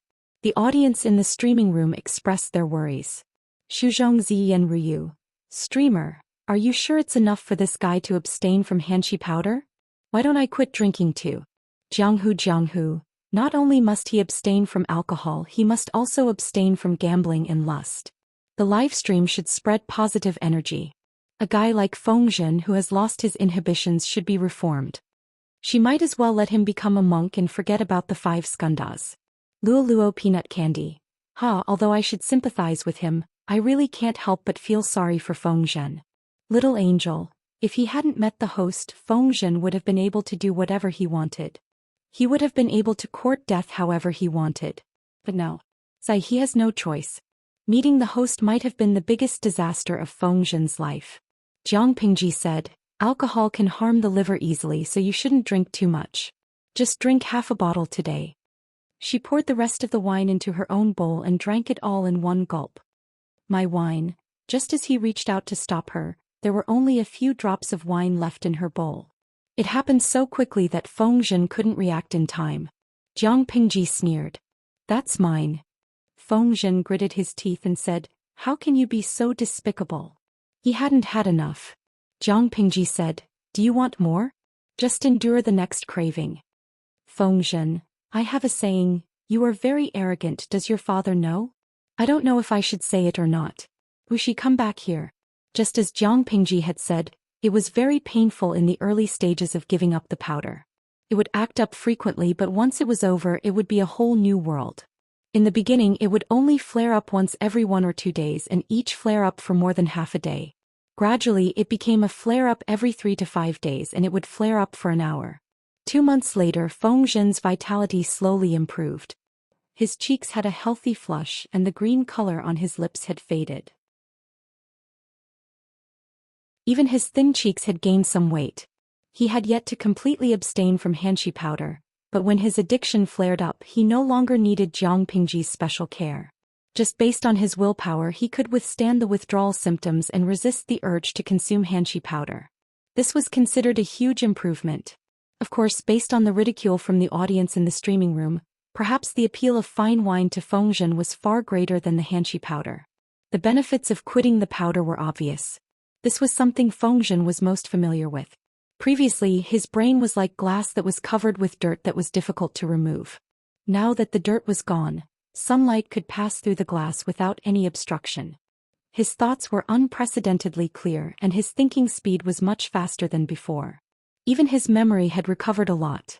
One had to know that after consuming Xianxia powder his brain was somewhat sluggish and his memory was weak. He would often forget some unimportant things after hearing them. Jiang Pingji saw that he had recovered well. She directly brought him to the government office and assigned Dian Yen to be his temporary guard. Even if he ran to the toilet, Dian Yen had to wait outside the toilet and was not allowed to leave easily. This made Fengzhen furious. Jiang Pingji said, isn't it because I'm afraid that your addiction will suddenly act up? With Dian Yen watching over you I'm more at ease. Fengzhen said, who would believe your words? Was it because she was concerned about him? The Xianxia powder he had on him had been wiped clean. Even if he wanted to use it he couldn't. Occasionally his addiction to alcohol would kick in and he would want to drink a little or sneak out to play with girls, drinking and having fun. Not long after, Dian Yen would appear with a pair of glaring eyes. He looked at him without saying a word, not saying a word, just looking at him. Even if Feng Zhen was thick-skinned, he was too embarrassed to continue hugging girls. Was this concern? After a while he was almost scared to the point of impotence. Jiang Pingji said seriously, "The autumn harvest has just ended. Fengyi County has to be busy with the matters of getting through the winter. Whether it's the people's livelihood or the army's training, they come one after another. At such a time you're enjoying yourself alone. What will others think? After you're done with this you can play as much as you want. I'll reimburse all your expenses. How about it? That good?" Feng Zhen was suspicious, but Jiang Pingji was too sincere. He couldn't help but choose to believe her. Feng Jin clicked his tongue. His lord's painting skills were even more exquisite. Feng Zhen still didn't know the fear of working overtime. However, he had secretly seen how Feng Zhen's addiction acted up. Now that he hadn't completely kicked the addiction, would there be any slip-ups if he was allowed to handle official matters? Jiang Pingji said, "It's all right. Don't be fooled by his sickly appearance. He has too much energy. Once he's idle, no one knows what he's thinking about. It's dangerous for his addiction to act up. Let him work hard in the government office and waste his energy. I guarantee that he won't even have the energy to think about what hanshi powder is." To put it bluntly, when the addiction flared up in the past, it was because he had nothing better to do. When he's busy, the situation will improve. She was speaking nonsense with a straight face, but Feng Jin didn't dare to agree. Why didn't he know that a heavy workload could help him kick the addiction? It was obviously his lord who was making things up. At the end of November, Zhou Xian's trusted aide brought a group of merchants to the Xiangyang district. The items he brought this time were much more than the previous totals. "Your servant greets the owner." It was the confidant's first time meeting Jiang Pingji, but the respect on his face was not fake. "How's the plan this time?" Jiang Pingji discussed in detail with this confidant in the study. The guards and maids around were all cleared away. She even temporarily shut down the streaming room. Zhou Xian's confidant was the manager of the treasure house. He said, "Everything went smoothly. All the colored glass of the Heavenly Palace has been sold to the North Borderlines Business Alliance at 30% of the price. The money and jewels exchanged are all recorded here. Please take a look." Jiang Pingji reached out and received the thick and heavy account book. The records were indeed very detailed. There was not a single discrepancy in the amount. "You've worked hard this time. I plan to allocate 200,000 strings of coins to reward the merchant group that transported the goods." Although it was only 30%, the profit was undoubtedly terrifying. 20 sets of glass jewelry were sold at the normal price. The total was 1.83 million strings of coins. The remaining 2,000 sets were sold to the North Borderlines Business Alliance at 30% of the price. The total was 17.36 million strings of coins. The total was 19 million strings of coins. These were all exchanged for gold, silver and jewels of equivalent value. There was not much fluctuation. The manager of the treasure house also used more than 100,000 strings of coins to purchase a large amount of sheepskin and wool. It almost emptied out the stock accumulated by the farmers in the North Borderline. The manager smiled. This is what a servant should do.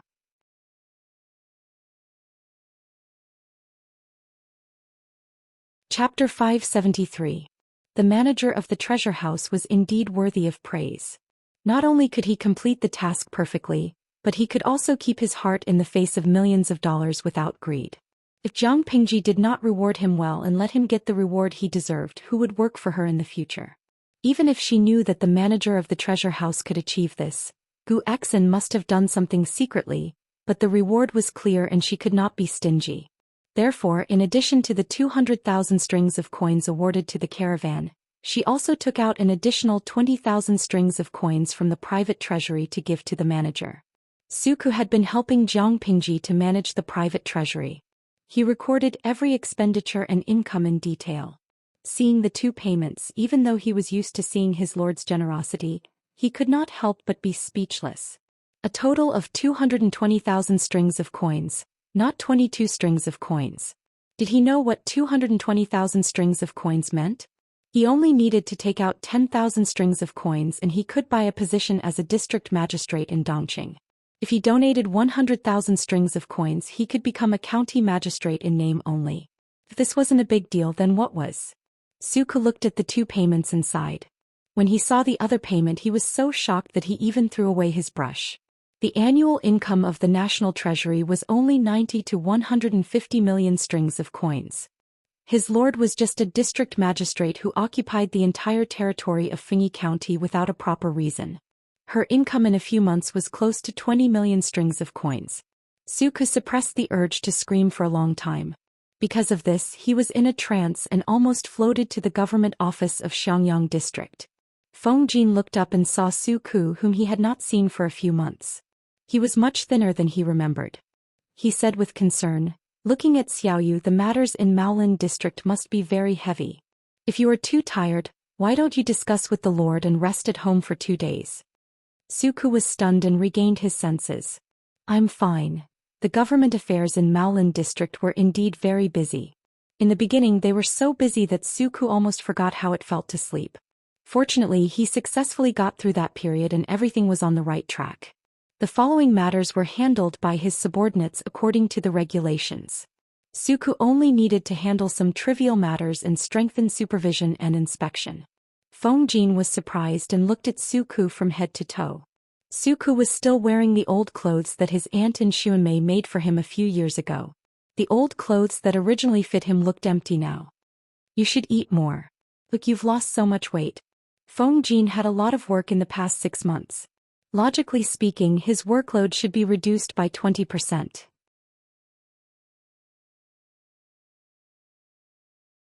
However, the food in the government office was too good. In addition, he had a virtuous and meticulous wife to take care of him. His face was ruddy and he looked like a flower that had been carefully watered. Suku nodded, still looking absent-minded. Before they could say more, unfamiliar footsteps came from outside the government office, accompanied by a tuneless tune. Suku frowned. Feng Jin said, "It should be Zisher." Zisher? Suku was extremely busy in Maolin district. Occasionally he had the time to pay attention to the matters in Xiangyang district. Feng Jin was one of them. It was said that this person was addicted to hanshi powder and his behavior was unrestrained. Just based on this, Suku's first impression of Feng Jin was that he was below the passing grade. Suku said, "Feng Zisher?" Feng Jin nodded. As soon as he finished speaking, a figure in a green scholarly robe almost floated in. There was a slight smell of alcohol around him. His eyes were slightly narrowed and he was humming an unknown tune. He mechanically said good afternoon to Feng Jin, then turned around to deal with his own affairs. Suku was a living person, yet he was neglected by Feng Jin. He drank. Suku was surprised. The lord actually indulged Feng Jin so much that she allowed him to drink while working in the government office?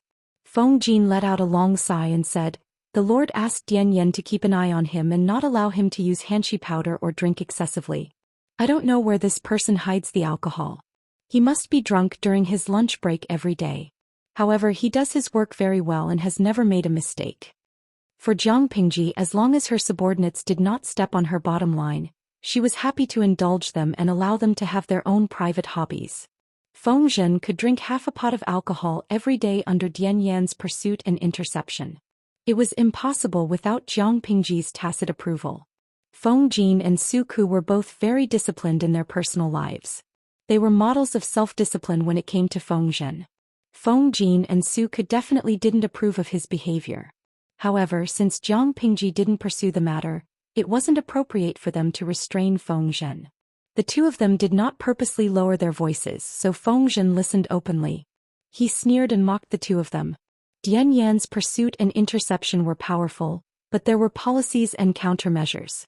Hiding a few pots of alcohol to secretly drink was a small matter. Not to mention his drinking buddy was their lord, Jiang Pingji. It would be strange if Dian Yan found out. He thought proudly. When he lowered his head, he noticed that there were 2 more rolls of information on the table. The seal had not been opened yet. A letter for him. Feng Jin opened it and he sobered up from his drunkenness. "Ayaya, oh no." Feng Jin heard the commotion and asked, "What happened?" Feng Jin pinched his chin and said, "I never knew that I was so popular. Everyone was fighting over me." Feng Jin and Suku looked at each other in surprise. Someone had written a letter to Feng Zhen with the intention of recruiting him? The signature is interesting. Shangyang Feng Huaijie. Why is this name so similar to Huayu's? Looking at the date of the signature, it was actually half a month earlier than Wei Xi. It was just that the geographical distance was different. He had received Wei Xi's letter first. Feng Huaijie? Wasn't that Feng Jin's younger brother Feng Ju? Suku turned his head. As expected, Feng Jin's expression had darkened. It was as if a thick layer of black paint had been applied to his face. That's my younger brother, Feng Jin answered. Feng Zhen looked at the letter in surprise and then looked at Feng Jin. Feng Ju and Feng Jin were actually biological brothers? Were they really from the same mother? Their temperaments did not seem like it. Compared to the somewhat unrestrained and rebellious Feng Ju, Feng Jin was a proper son of an aristocratic family. His every move seemed to be measured by a ruler. He was neither distant nor close. He did things by the book. It was no wonder that Feng Zhen did not associate the two of them together. After a while he smiled and said, "The person that Huaijie is assisting is quite ambitious. Our Lord will not submit to anyone. If the two of them were to fight, there would definitely be a battle. In the future, I'm afraid that the situation of you brothers fighting each other will be unavoidable." Feng Jin's expression darkened even more. He hated Huang Song. He really did not know what kind of magic potion that Huang Song had fed Feng Ju. How could a mere eunuch's son be worthy of Feng Ju's full support? We all serve our own masters. If such a day really comes, Jin will naturally clean up the mess.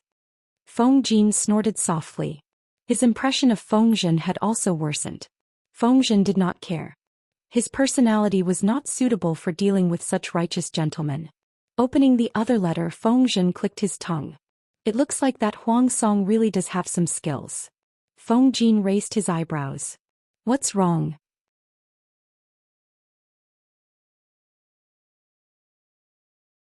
Chapter 574. Strike first and gain the upper hand? Jiang Pingji occupied the entire territory of Fengyi County. She had 20,000 meticulously trained troops in her hands. Next spring she would be able to sweep through Wanzhou and take over the entire province. When the time came, she could directly write a memorial and force the Dongqing royal family to confer her the title of governor of Wanzhou.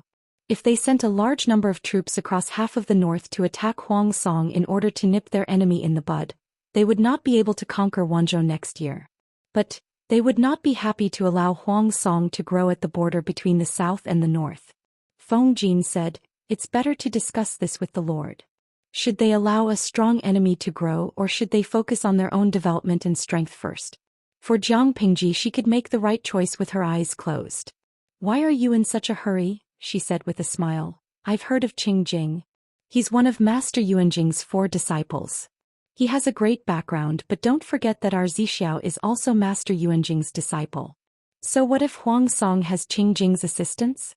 Can he do whatever he wants? I've also studied at Langyi Academy for a few years, so I have a certain understanding of Qing Jing. He's nothing to be afraid of." Hearing words like, "whatever he wants," Feng Jin and Suku looked serious. They did not understand, but Feng Zhen, who was very dirty, understood instantly. If Qing Jing is incompetent, how could he be valued by Master Yuanjing?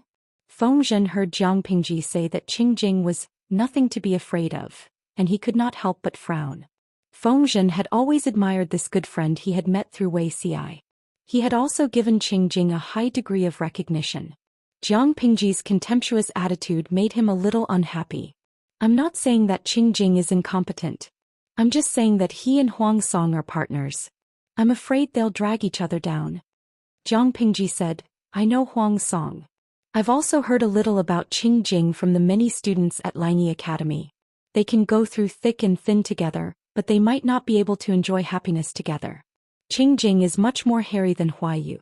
Not only does he measure himself by the standards of a gentleman, but he also likes to measure others by the same standards.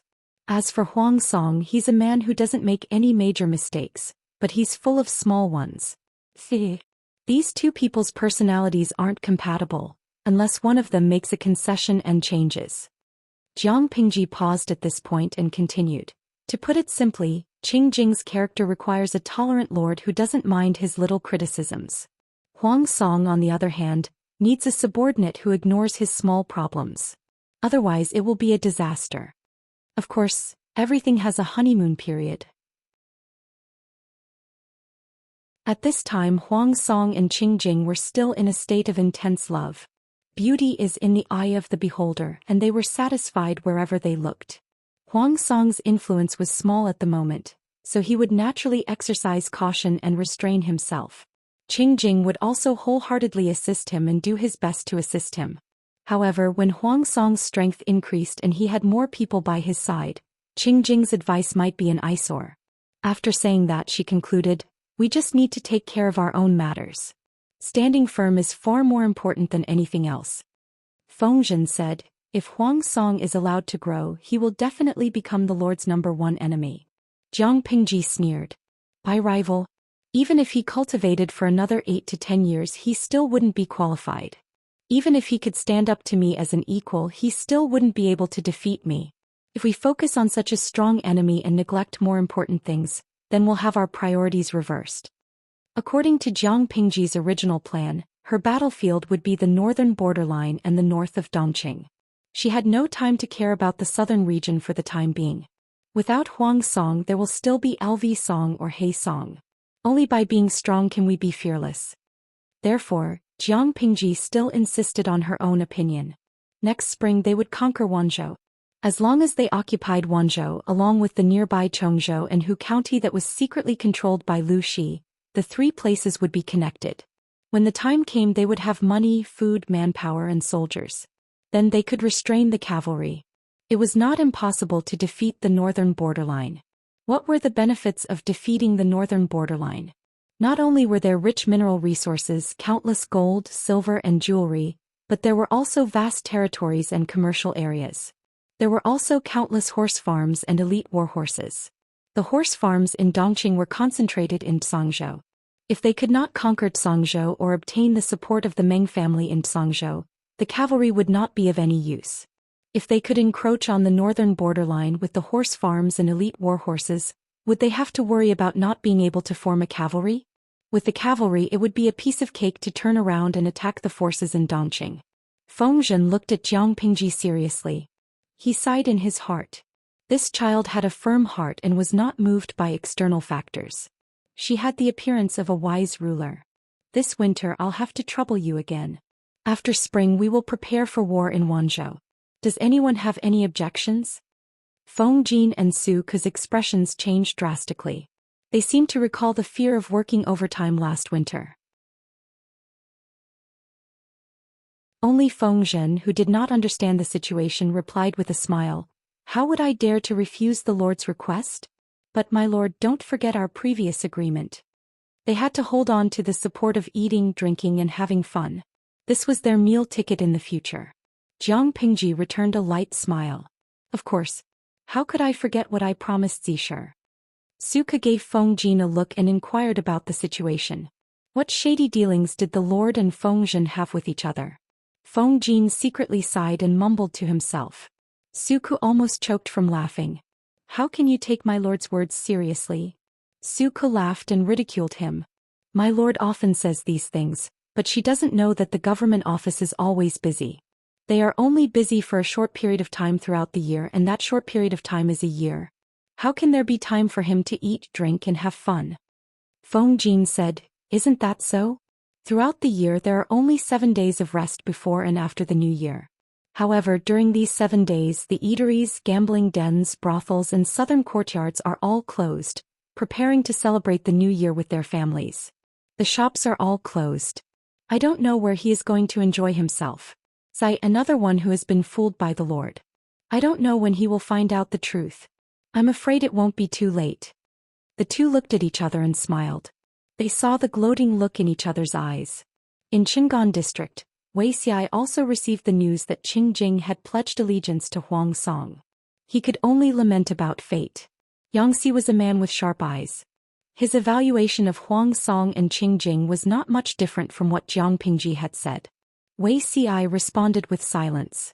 Xianxia said, "You and Qing Jing are brothers from the same sect. If you fight in the future, I'm afraid it will be difficult." Wuxia said indifferently, "In terms of difficulty, can it be more difficult than the brothers Huayu and Fingjue?" It was not just Feng Jin and Fingjue. The two brothers' eldest brother assisted another person. It was obvious that the three brothers were hurting each other's hearts. Then why do you look sad? Wuxia did not answer. How could he answer? Could he tell Xianxia that he was silent only because Qingjing had also served Huang Song in his previous life? Qingjing was imprisoned when Huang Song's power was at its peak. Because the ruler and his ministers had different opinions, the conflict became more and more acute. The conflict of many years erupted and could not be resolved.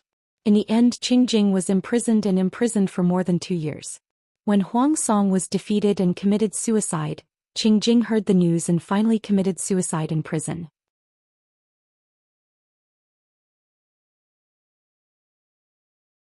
Chapter 575. Xianxia pinched his chin and said, "Don't you have a wide social circle in Langyi Academy? Think of a way to deceive a few more people. Your lord has been studying at Langyi Academy for 3 years. Classmates are more reliable than other relationships. It's better to help him than Huang Song." Wuxia smiled bitterly. He didn't want to be deceived. It was obvious that it was difficult to recruit him. In Qingjing's previous life, his lord Huang Song committed suicide. He also committed suicide in prison. The person who defeated Huang Song was Jiang Pingji. In Lu Zheng's previous life, after his lord became the emperor, she personally led the army. In the end, Her Majesty led thousands of elites to attack and beheaded him. Several princes fought for power, but they were devoured by Jiang Pingji one by one. Lu Xing chose to surrender for the sake of the people in the city, but he chose to climb the city wall and jump down. He swore before he died, which became a debt of blood that Jiang Pingji couldn't erase. In Han Yu's previous life, although his lord was killed, he accepted the offer of amnesty. He thought he could live out his life peacefully, but when he was middle-aged, his wife and her family secretly plotted a rebellion in the palace. They wanted to change the regime. Unfortunately, he was stupid and the plot was exposed. Han Yu was implicated and committed suicide by swallowing gold. In Wuxia's previous life. Let's not talk about him. Anyway, he killed himself in the end. Thinking about it, the death of Master Yuanjing's disciples was related to Her Majesty. As for the other students who came out of Langyi Academy, they were either dead or injured. Wuxia really wanted to pull all the classmates he knew over. At least he could avoid a bloody battle, right? But with his lord's temper, not all counselors were suitable for her. The relationship between the ruler and the minister was not one-way but two-way. Only when both were suitable could it be a good story. For example, Huang Song was also a future lord. In Wuxia's previous life, he was only one step away from being the ruler of the world. Master Yuanjing once said that Qingjing was a talented assistant to the king, a minister who saved the world. When these two met, it should be a strong alliance, but what happened? The relationship between Huang Song and Qingjing broke down. The latter was imprisoned for more than 2 years and finally committed suicide for his lord. The best talent might not be the best choice. His lord only needed to choose someone who could truly assist her. Everyone has their own aspirations, we can't force them, Wuxia said. He was wholeheartedly thinking for Jiang Pingji. Naturally, he had to choose the best and most suitable helpers for her. He could forget about those who would drag her down. Having been reborn, Wuxia was very open-minded. Xianxia clicked his tongue and said mockingly, "I think it's most likely because your master wasn't very popular during his studies, right? Why is it that your lord has more potential than Huang Song, but Qingjing thinks more highly of Huang Song? Think about your lord's unforgiving mouth. TSK, let's make an irresponsible assumption. Could it be that your lord had severely offended Qingjing when he was studying in the academy?" Wuxia was speechless. He avoided the topic and focused on the trivial. Yumo finished his apprenticeship a long time ago. When my lord was in Langyi County, the two of them should not have met. Since they had never met before, there was naturally no problem of not offending him. However, Jiang Pingji was studying in Langyi.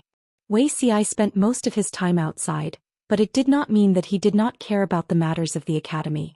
In terms of popularity, his lord was not very popular in Langyi Academy. As the saying goes, birds of a feather flock together. His lord's character was rather casual. Most of the students in the academy were serious people who conformed to the rules and did things by the book.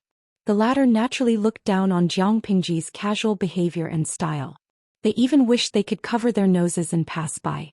However, in terms of friends, she also had friends who were relatively close to her. It was just that most of them were fair-weather friends who drank and drank together. Xianxia rested his chin on his hand and said, "Sigh, that's probably not fated.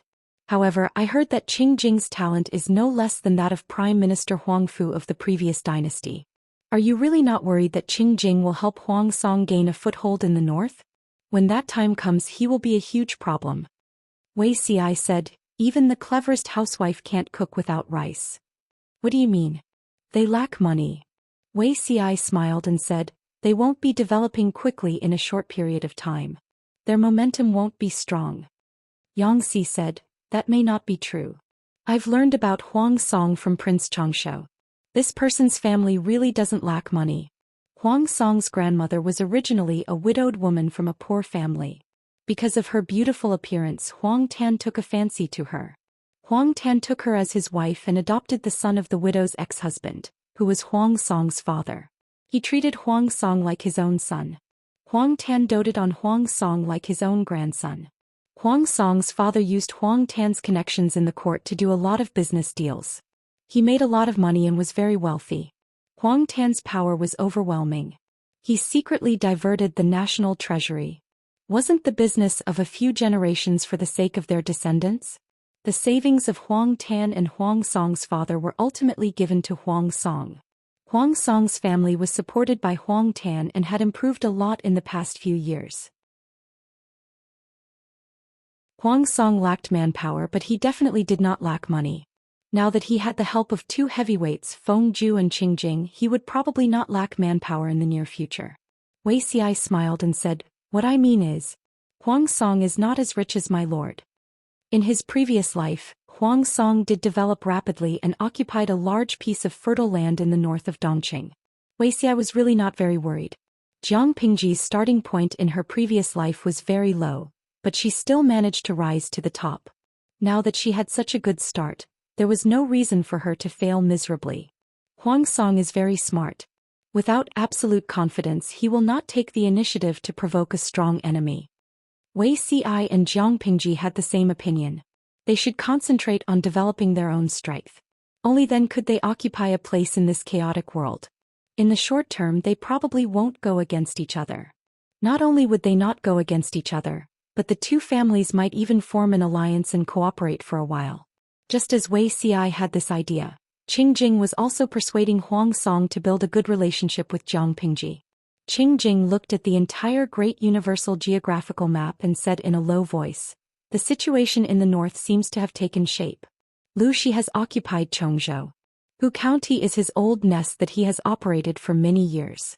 According to his methods, even if he gives it up, Hu County will still be in Lu Shi's hands. Hu County used to be a barren land and unruly rivers. It did not belong to any prefecture. Its area was slightly larger than the smallest prefecture in Dongqing. Now it was Dongqing's largest county in terms of production.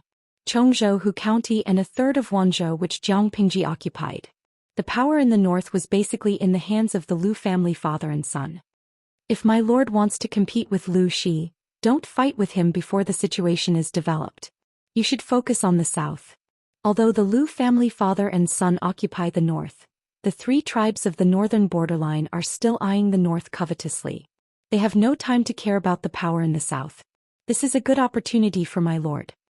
Huang Song sighed and said, "But Yumo, Prince Changshu and Qinzhou are still competing in the south. We can't afford to offend either of them." When the immortals fought, the mortals suffered. Two skinny camels were still bigger than a horse.